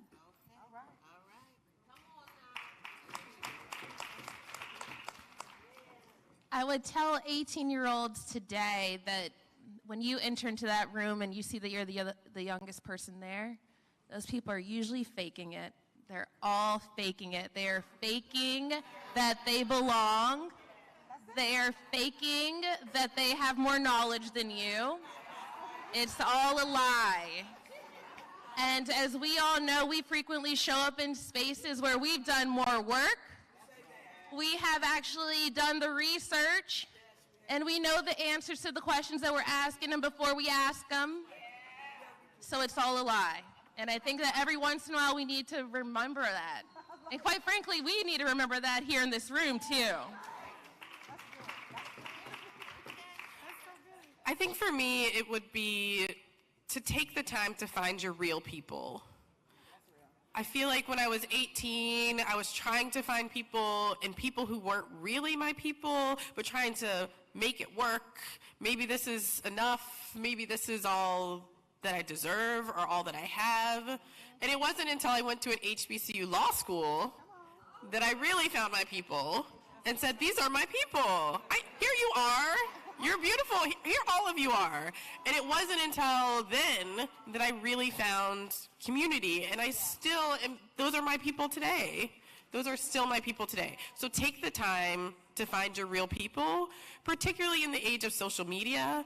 I grew up with the beginning of social media becoming a popular platform, and it was confusing to me to think that I knew people because we were friends on social, we followed each other, we had one thing in common, but I didn't know those people. I don't know those people. I would pass them in the street. I don't know them. Find your real people that you really know and who know you that can grow with you. And sometimes you have to leave folks behind to gain realer folks. Well, we ran out of time, but we took the extra 10 minutes that I promised y'all because y'all were hitting it dead on full. We started with making sure that the message was clear. That was the request. Each of you did just that. And one thing that I want to leave before we come off this stage is that we've got to be real with ourselves too, and understand that justice, freedom, and all of the fighting that must happen is not going to happen by you wishing that it would. It takes getting out there and getting with it to make sure that it does happen, and making sure that you don't go alone, that you bring somebody with you that can learn while you're doing what you're doing, because you're smart, you're powerful. Own that power and share it so that someone else will benefit from the struggle that you are going through, so that the power can be just that much more strengthful. Every single one of you gave us what you had today, and we thank you for it. Give them a round of applause for recognizing their power. Thank you all so very much. Thank you very much.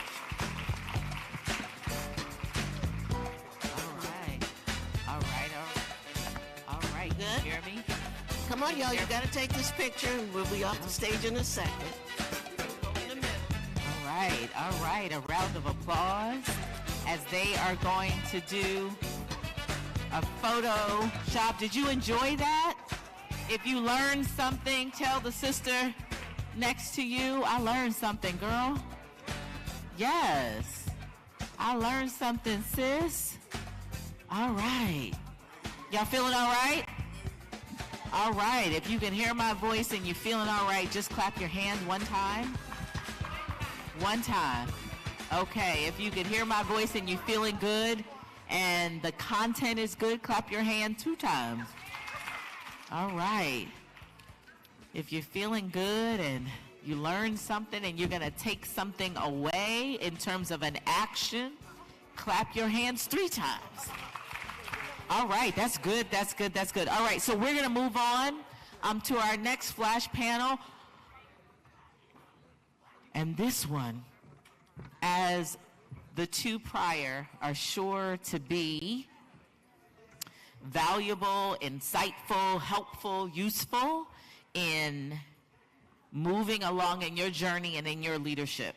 So without further ado, I'm getting my cues from the team.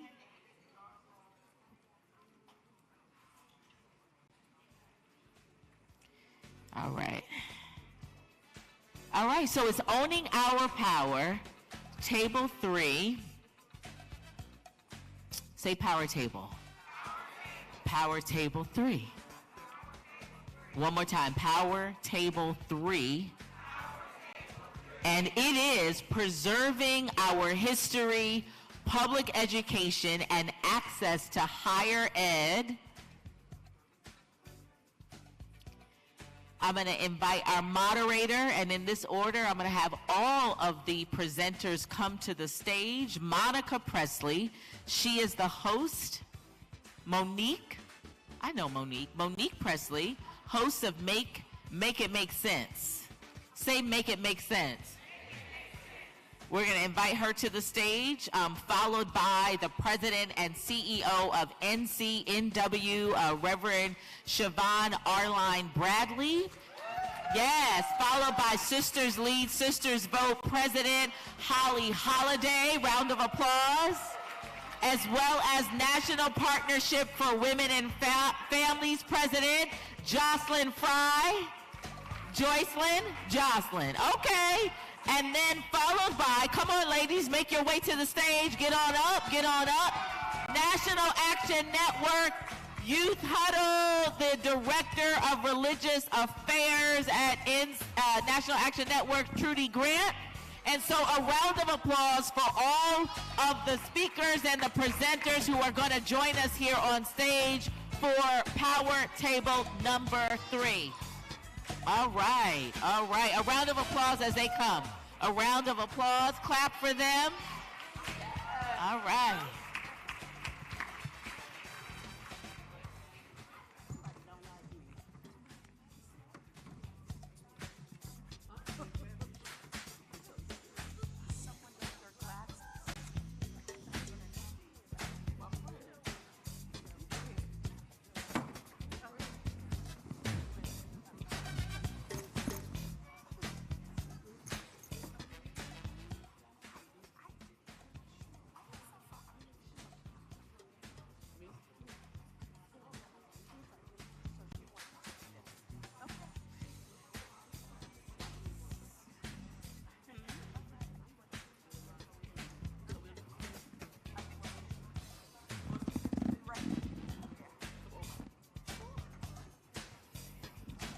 Good morning. Good morning. How y'all doing? I'm Monique Presley. I'm the host and executive producer of Make It Make Sense daily digital show, but I am also lawyer, crisis comms, social engineer, if I have any Howard Bison in the room. We're not, not just lawyers, but social engineers. And I am so thankful to be in this beautiful, beautiful room. It's not just lovely because it's externally beautiful, but it's because we're in here, right? I mean, doesn't it feel good in here? Give yourselves a hand. Now, it is the dangerous place to be between an audience and their lunch, so we are not going to make this miserable. I have a panel of show-enough experts, but one of the things that we're supposed to be talking about, and this might be the only time I answer a question or give a remark instead of asking one, the first thing we're supposed to be discussing is fighting back against the attack on Black women. Fighting back against the attacks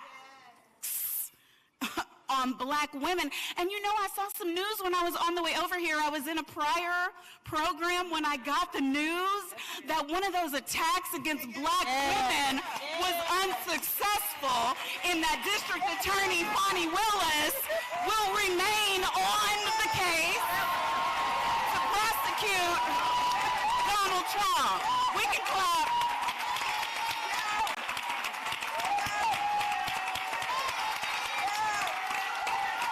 You know, and I mean, you might feel a little hallelujah shout, because I know we've been marching and praying about that, right? We've been strategizing and getting on our knees, and I am personally so very tired of the expected but intentionally humiliating, tiresome, baseless, lacking in substance attacks against our leaders.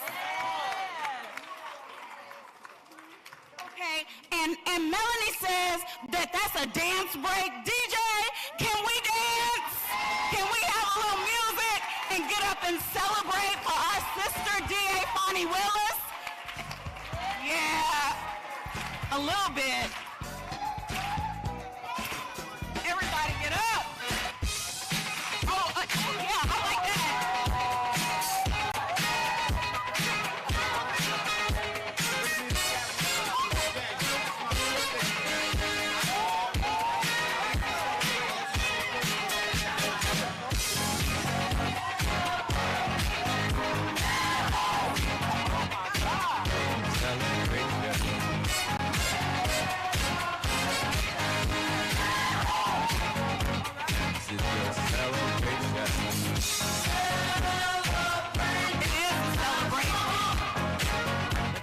Give your sisters a high five. Celebrate. You thank the Lord.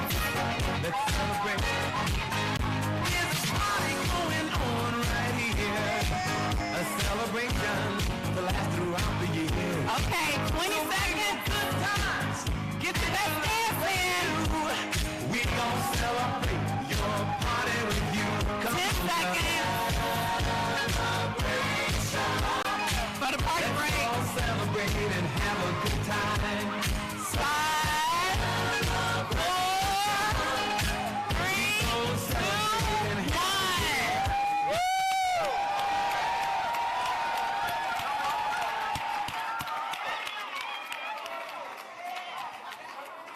Yes, God. Thank you, Lord. I can't help it, y'all. The preacher in me will show up. I try to come the way I'm supposed to come, but I'm going to ask the Reverend Dr. Siobhan Arline Bradley, who has the National Council of Negro Women. Sis, what can you offer us about ways that we can collectively stave off and even, if possible, prevent attacks like these? So I'm not going to minimize this moment, because to God be the glory. And sometimes first of all, good morning, I'm so sorry. I'm in Jesus right now. When you see the Lord move on your behalf, right in front of your face, all you can do sometimes is cry, raise your hands, and I start thinking about the 400 years of black women being beaten, raped, taken advantage of, and what white men have been doing for centuries with their secretaries, and you gonna come for her, for a man that was working for her?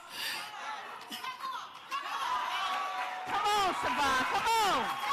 Come on. I am so tired of the double standard of black womanhood in this country. But let me tell you something about Fannie. She stood on business. And she stood, may not have liked her delivery, you may not have liked what she's done, but she stood on principle, and it had nothing to do with that case.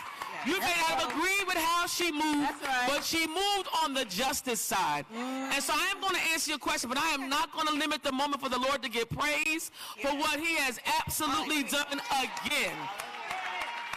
And I'm praying that we have this same party in November of 2024 while I got a chance to say it loud. You got to speak things into existence like they already are. And I'm telling you right now, I can't shout because my knee hurt, but if I had a moment, I would holler right now. So yes, collective strategy is important, but sometimes we don't stop to celebrate. I'm glad you did that, Mel. Because we've been crying for so long. We've been fighting for so long. We've been the scapegoats and the sacrificial lambs for so long. And finally, God said it suddenly.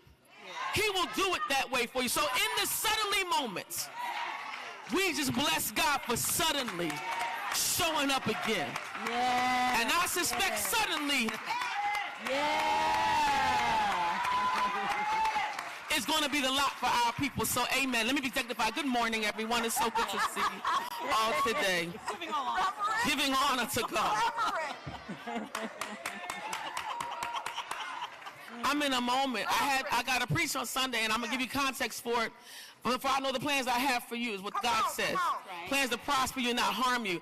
And here's the disconnect. We don't understand this is all defined. God already had plans. He knew this didn't surprise him that what was going to happen to this woman. And it didn't surprise us because it's been happening to us forever. But it surprised them because they are oppressors. See, oppressors get surprised when oppressed people come up. That's it. Oppressed people don't know what to do when the oppressed have opportunity. And when that happens, then the power of the people becomes the priority. And I'm telling you, sisters, this collective action, I'm bringing here's the question now. The collective movement right now is we've got to use this as the launching pad for what's next in civic engagement. That part. We have got this celebration moment can't just be the feel-good revival. I'm done with just revivaling without a plan. We revival really well. But black women collectively we have got to stop checking the box for the feel-good moment and begin to sit down and strategize. And I'll just tell you, NCNW right now has committed to an 8-state, all-state strategy. Virginia, North Carolina, South Carolina, Georgia, Florida, Ohio, Pennsylvania, and Michigan right now are the first 8 states we're going to dig deep in by low propensity voters and engaging on the ground. We want all states to do the following things. 1, find state leaders in those organizations, the Black Women's Roundtable, the Divine Nine, the churches. We have to identify what precincts we'll all select to go collectively get folks out to vote. That's number 1. Number 2, we got to advance this equal pay for black women place. Because let me tell you, this is an economic and a political conversation. What I know is that I want my 35 cents back on my dollar. I know it. Black women are right now making 65 cents on every $1 of white males in this country. And if we can correlate, because she's going to hit it, I'm going to give you the high points. If we can correlate the economic and political power of black people, then healthcare is going to follow, then education is going to follow. But we have got to sit down and strategize. That's why I call it stop and start in my staff. We stop the start. We got to stop doing stuff and start strategizing. We got to stop doing activities and hone in on the what. So NCNW is committed. Mel was there at our board meeting. We have decided what we're going to do, and that is put in resources for collectively using this. The last thing is this, on this idea of Black women partnership. Black women, let me just say this to you, and I had a chance to say this the other day on the Hill. I wish somebody would question Black women ever again in my face. I'm not going to let it happen. No. Push back every single time. Please, my sisters. Push it back. Yes. And my brothers. Yes. Push back on two narratives. One, just tell them we 90%. Don't even come at me. We over 90%. Don't even ask us a question. We are over 90% committed to advancing policies that mean something to us. And if your party aligns with that, we with them. If it doesn't, we not. Here's number two, Black men. I am so sick of the Black man versus Black woman narrative. Because my husband and I are on the same page. That's right. And I'm telling you, the numbers tell me the truth. Now, yes, there was 88% that voted one way and about 17 to 12 that was in and out. But listen, if you're over 80% in alignment with Black women, where's the split? But, okay, don't get quiet on this. The narrative is winning. Because they got you thinking that the brothers ain't with you, and you backing that up. And I'm saying, Black women, we are at the top of the ticket at all times. We always going to fight. But don't forget the brothers at this conversation, because guess what? Collectively, Black men and Black women will save all of the people. Amen. Don't let them do it. They doing that to us. That's how they win. That's what they did in slavery, and they're doing it right now. Amen. Thank you. Thank you, Reverend Doctor. I want to skip all the way to the other end of the panel quickly because I've got my fellow ESQ up here with me, Holly Holiday. Y'all give a hand for Holly right here.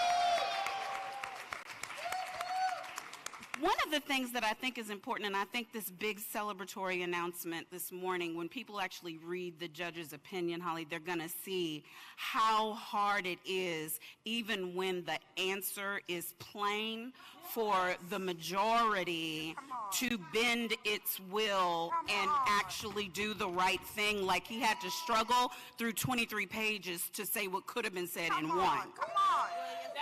And the reason why that happens, Holly, is because it seems that Black women are not permitted to express our autonomy, to our sister Siobhan's point. We are not permitted to sit in our power seat and know that we are there. So when we come and say things like, I'm not on trial, they're on trial, they're like, wait a minute. It was one thing for her to get the office. It's another thing for her to know she's in it and know she's in power and know that she calls the shots. So there were many things that enabled her to be there. Strong family, strong education. What are you seeing, Esquire, that we need to do here forward? Because our agreement, y'all, was that we are strategy talkers in this panel because we headed to lunch and then we're headed out to conquer the world. What do you see that we need to do here forward to have more Hollies, more Jocelyn's, more Trudy's, more Siobhan's, more Momos? What we got? So Siobhan, my sister friend, gave you the plan. I'm going to give you the message. Okay. The message is real clear.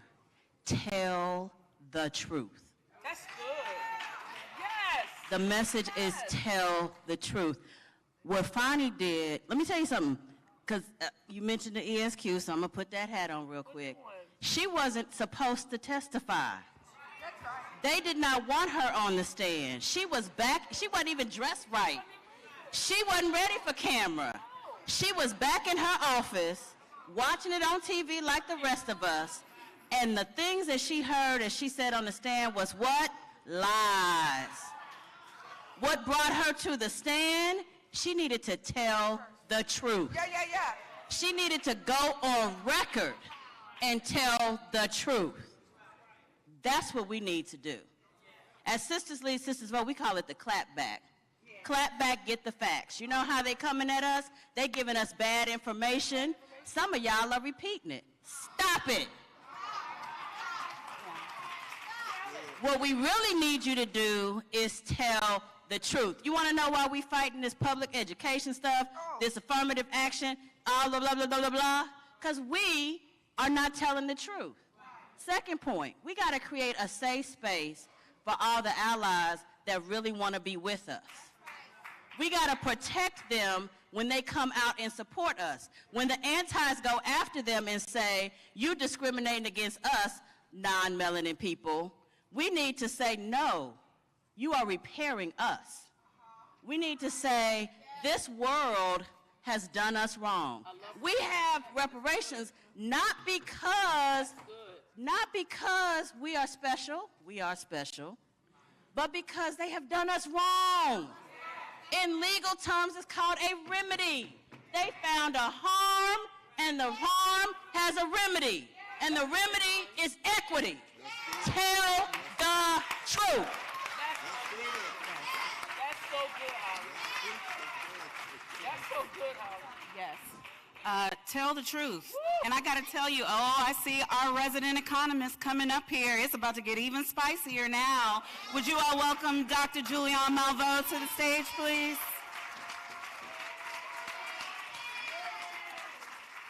But I want to go to our dear sister Jocelyn Fry.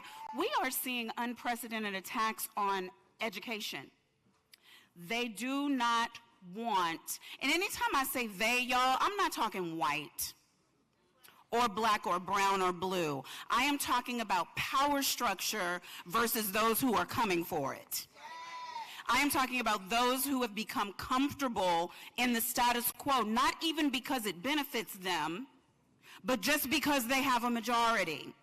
Looking at black women who work hard, who are the top-ranking entrepreneurs in the United States and in the world, who are, as our sister already said, at the top tier of voting our own interests and those of the country and those of the world.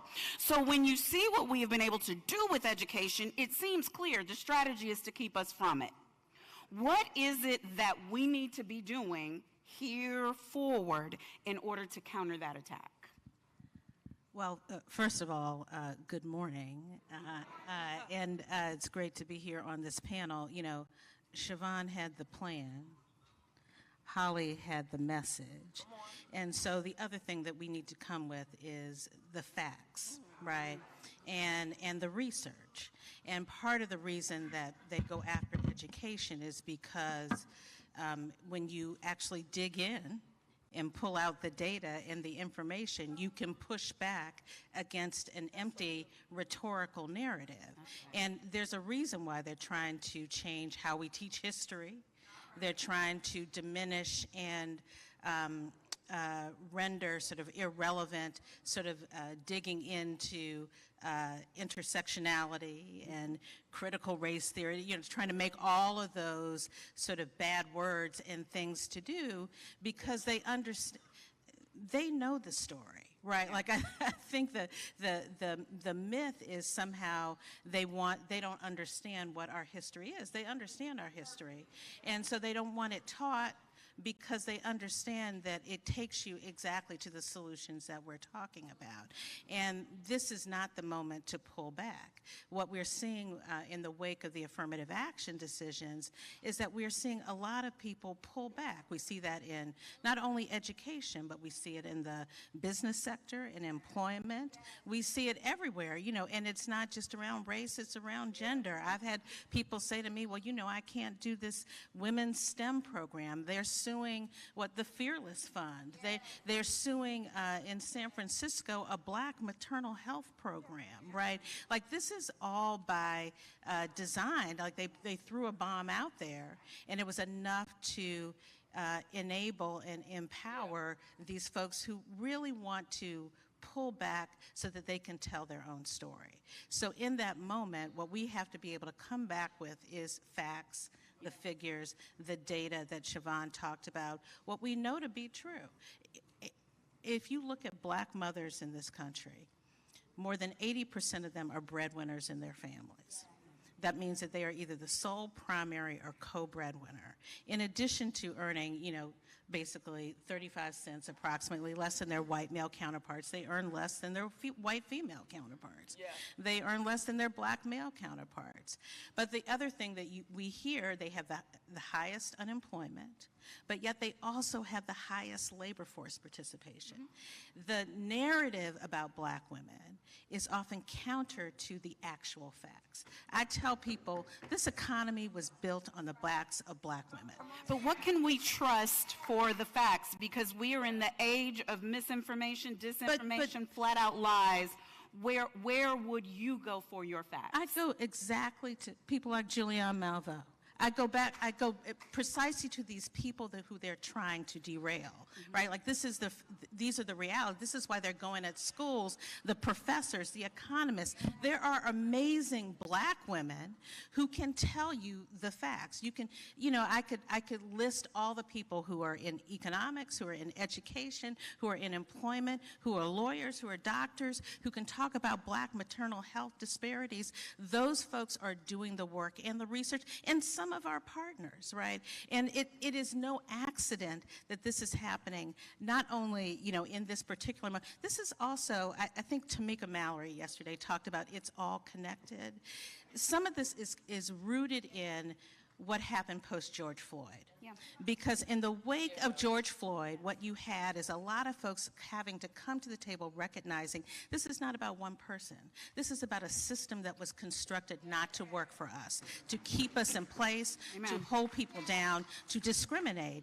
And what you hear time and time again about those who want to preserve the status quo is that there is no such thing as systemic racism, right? So now what they're going after is all the places that have proved them wrong. Right? That's why they're going after a maternal health program. That's why they're going after educational institutions. That's why they're taking an affirmative action decision about education, but trying to apply it in employment, in industry writ large, is because they're trying to push back on a narrative that we know to be true, which is that the system inherently is biased. And the correction that you need is affirmative action. The correction that you need is to be intentional about hiring black women. I say all the time, if you want to solve the pay gap, then you better solve the pay gap for black women. Don't just say gender, because even if you solve it for gender, you still got a pay disparity for black women and for Latinas and for Native women. You have to be really intentional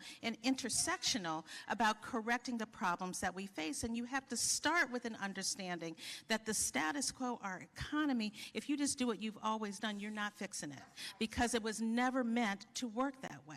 It was always meant for women to do work that was unpaid work.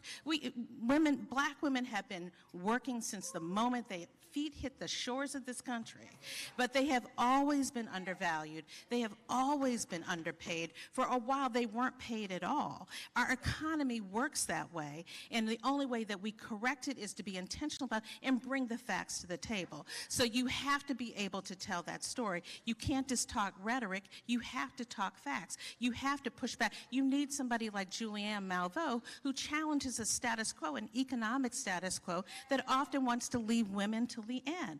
We have to have the facts, but they're going to kick us out, and we're not going to be able to eat lunch. She's looking at me right now. Thank you, Sis Fra. I'm playing. Right. I want to welcome our final empowered, powerful woman panelist, DeWanna Thompson, President and CEO, Birmingham Civil Rights Institute, to the stage. Welcome, welcome. Can y'all give her a hand? All right. I've been waiting to ask Dr. Malveaux a question, but I'm gonna wait a little bit longer because, Trudy, you've been at this a long time, and we are seeing people get movement lethargia and movement exhaustion, and some start thinking, if I march, if I don't, if I boycott, if I don't. How about that? If I protest, if I don't, I'm still in this same position.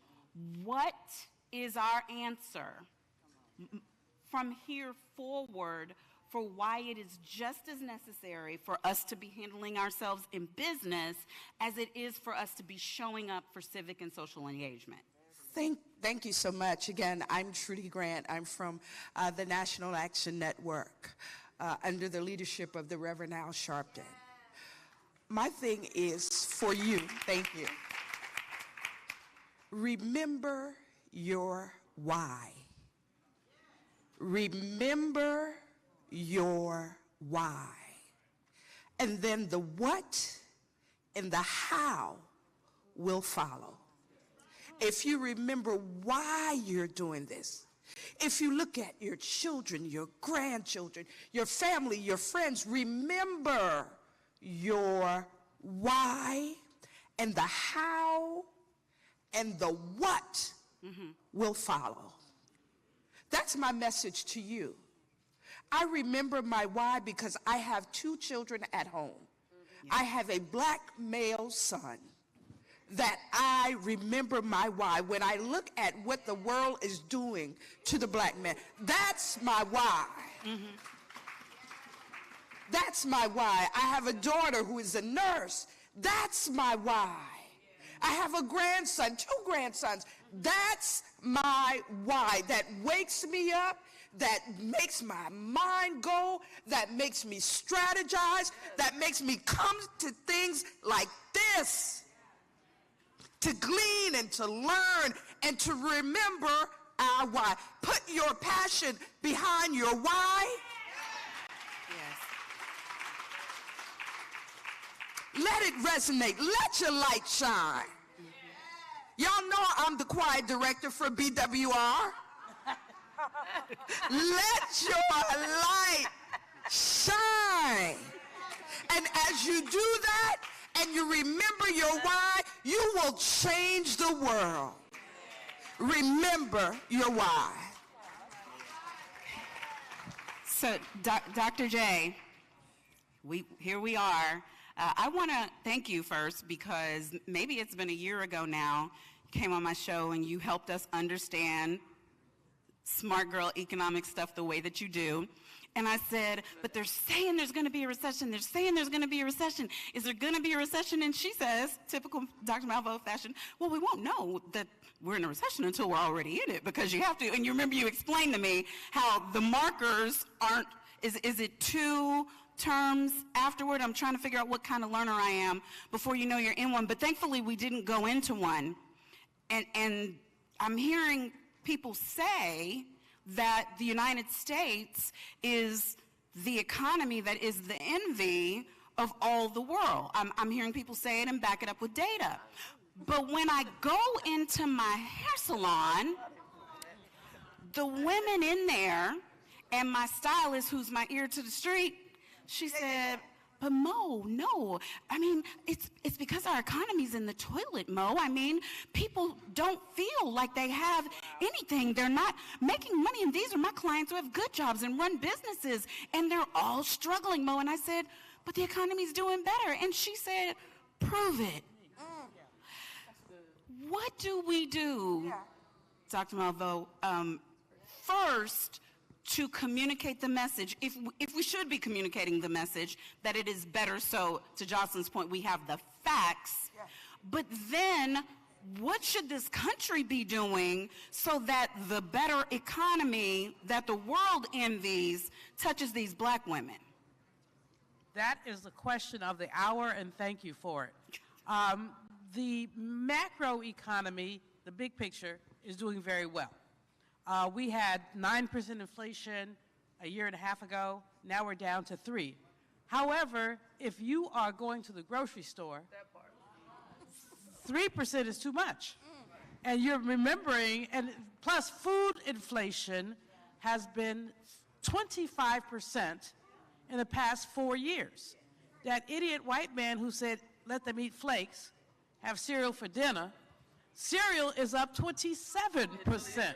So, you know, and the package is smaller, too. So, and it's smaller. That's right. It's more and there's less. And I'm like, boo, what's wrong with you? And then when you look at the side of the package, you're not going to give your children cereal for dinner when it doesn't have enough protein in it. You want to give that child a chicken leg, you know, or something that has protein in it. So the macroeconomy is doing very well. better than any place else in the world. The microeconomy, what you live with, is not doing so well. And in fact, when we look at black women in terms of the income distribution and the fact that most of us are at an income below $50,000 a year, when the median income is something like 67, we're being hit double, triple, quadruple the way. We have been economic actors, but not economic activists. In other words, there are a whole bunch of people that need to be boycotted. And we need to use the word boycott. We need to say, we ain't buying that stuff. Y'all, if you buy Kellogg, you are empowering a predatory capitalist who already told you that he did not respect you. That you buy Kellogg's, and Sugar Frosted Flakes, their most popular cereal, has too much sugar for a child to be eaten in the evening. It's true. You know, so it's 27 grams of sugar. I mean, I went to the side, I don't eat that mess, but I went to the side of the box just to figure it out. Like, what is this fool trying to tell us to do? But the fact, as economic activists, there are some things we need to be boycotting. Siobhan at NCNW, where we do such wonderful work, and I commend you, we need to start drilling down on economic issues and saying, we ain't buying this mess no more. Not only that, and there's a whole lot of messes that we don't need to buy. In addition to that, we need to start looking again at the collectives that we had back in the day. I remember years ago, and some of you will remember when Vanessa Weaver did the play about Dr. Height, and they talked about the pig banks that they had. And sisters paid $1 a week or something to help rural sisters buy pigs. Why would you buy a pig? Because pigs have babies. Okay, I didn't know that. I'm not agricultural. But pigs have babies, and the babies become bacon, and, you know, that's something to eat. But the fact is that I'm not advocating pigs and bacon. I'm advocating the collective. Wow. What we can do with the collective. And I think that the tension that we have in our community is the lack of respect among us for the collective. We'll come up in here and everybody's happy, we all look good and all that good stuff. What are we doing together in terms of the work? What are we doing in terms of connecting? We have money, sisters. A lot of us have money. We have more money than we want to tell anybody. What are we doing with that money as a collective? As a collective. You know, I'm looking as an example, but I'm veering a little bit because y'all know I do that. I'm looking at Angela Alsobrooks. I'm looking at that young sister who is doing an amazing job. And I'm looking at this putrid white boy, Trone, who is attempting to purchase that seat. And I'm asking us what we're doing to help her. And I mean, if you have not given her even $25, I'm going to take your sister card away if you tell me about it. Because we have an opportunity to have a black woman in the Senate who is going to look out for us. But this boy got money that he thinks God has, and he wrong, because we have power. But the point is, how do we deal with the collective? How do we ignite the collective? Because the macro is always going to look different than the micro. And the macro numbers are always going to be okay. But the micro numbers, if you are a sister who's a secretary and making 45 grand, the micro isn't working for you. If you go to the grocery store, it's not working for you. Eggs are up like 35%. That was a staple once upon a time. Groceries all over 25%, 27%. Groceries are a staple. Gas prices up more. They went back down, but then they went back up. And many people, and we have to be the kind of activists that a Shirley Chisholm was. You know, that basically a Barbara Jordan was. That Dr. Dorothy Irene Height was. Dr. Height didn't ever hesitate pulling people together. And I know that Siobhan is doing the same thing, but with a different population. And so the different population is those of us who think we all that in a bag of chips. And we may well be, but we are nothing, nothing without the collective. And collective economic power is what we have to use to get our people to where we want to be. And so let's not get it twisted, and let's not start drinking the Kool-Aid. Joe Biden old. Me too. I ain't that old. But, it's all good, but old and a quarter will get you some wisdom. Yes. Whereas a red-headed fool will get you in trouble. So if they say that 20% of black women are considering that, okay, I'm just going to pray so I don't say what I'm thinking. But don't do it, Dr. Malvo. Y'all Don't do it. DD fools if you consider it. Can y'all give Dr. Malvo a hand? What I want to say, even before I move on, the issues you raise, are we going to all become economic activists if we are not already? Did we receive that message? And we know that what you're talking about is exactly what our sisters, who are the backbone and the voters, are concerned about. How do we know that? Because this illustrious organization, is Mel in here? Thank you, Mel, for the power of the sister vote poll. If you haven't read it in its entirety, please do. But over and over, we're seeing the markers about how concerned we are about our micro, even if our macro isn't doing well. And if we give our sisters something to do about it, then they won't think that the only thing that they can do is vote about it. But our last area that I want to cover, and I know that Juana has it in the hand, black women's health is an afterthought in this country. We are looking at southern states where black women are dying at higher and higher percentages, not just mothers who have high mortality rates, but we're also looking at it in our young girls getting stricken with cancer and with other comorbidities and diseases at higher rates because we do not have access to quality health care. And it's not just in southern states, because even in northern states where you have the access to health care, you walk in and they don't believe you when you say that something hurts.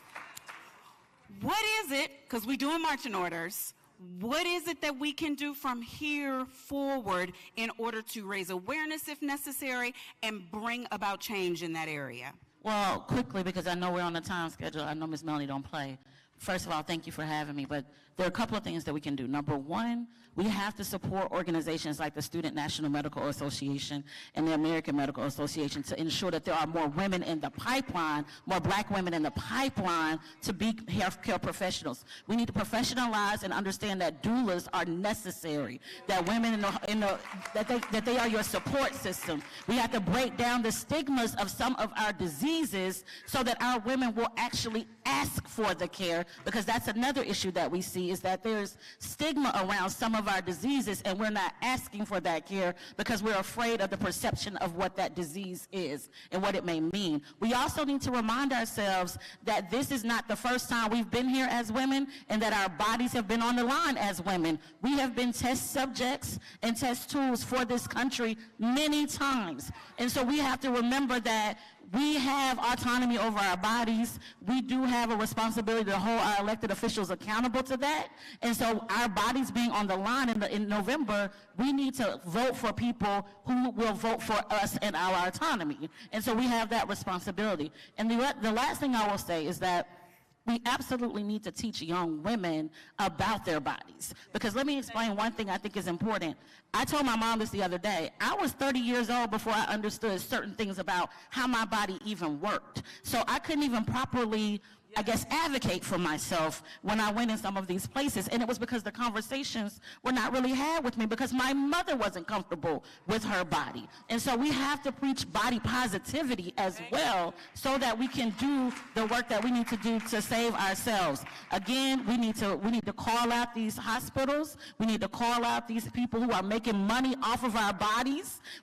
Listen, Ozempic, all that's great because I'm going to try to get on one myself. But they are making money off the fact that they know we need it. And so we need to advocate for ourselves. And it all ends with us having that idea and that understanding that, again, I own this, not you. I own this. And we have a responsibility to our own bodies. Thank you, Juana. We appreciate that. Okay. These sisters up here obviously are experts in their fields, but they got there somehow, some way. And I want to give them each 20 seconds to just offer a word of encouragement to the women who are in the room and to all the women who are watching and are going to watch around the world. Let's start on this end. Reverend Siobhan. Excellence, not perfection. that has been the blessing in my life, and organize. The week of April 22nd, we're going to be in districts all over the country. Organize with us, go on the ground, let's get it done. Jocelyn.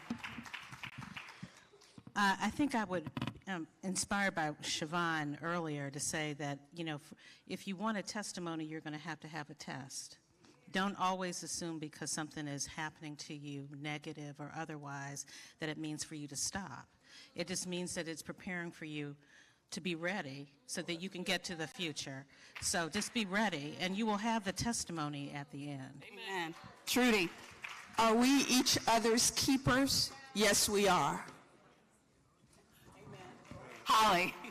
Don't strive to be the one, strive to be part of the many.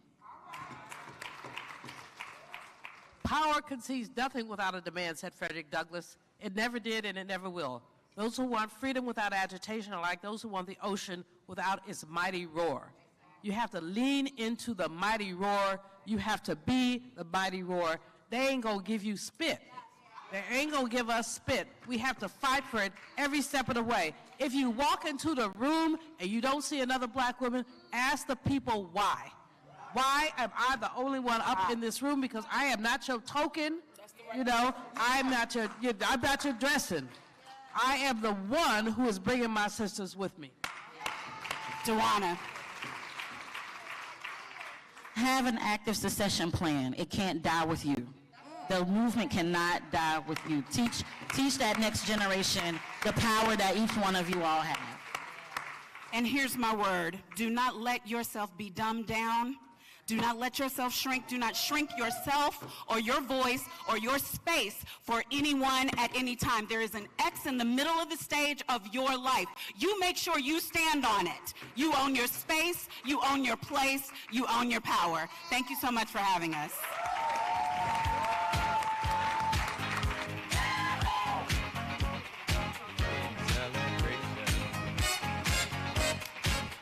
All right, we're going to get a photo, but here's the thing. What we're going to do is immediately we're going to exit the room. Hold on.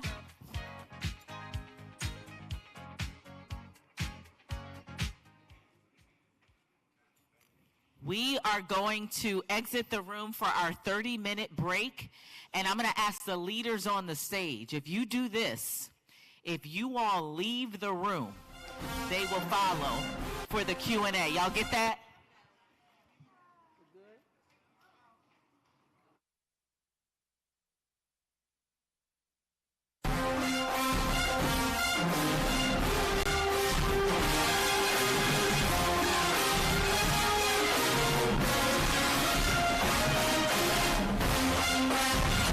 Everyone, we are excited and delighted to welcome you to the National Coalition of the Black Civic Participation to Benedict College for the Power of the Ballot National Campaign Tours to get out and vote.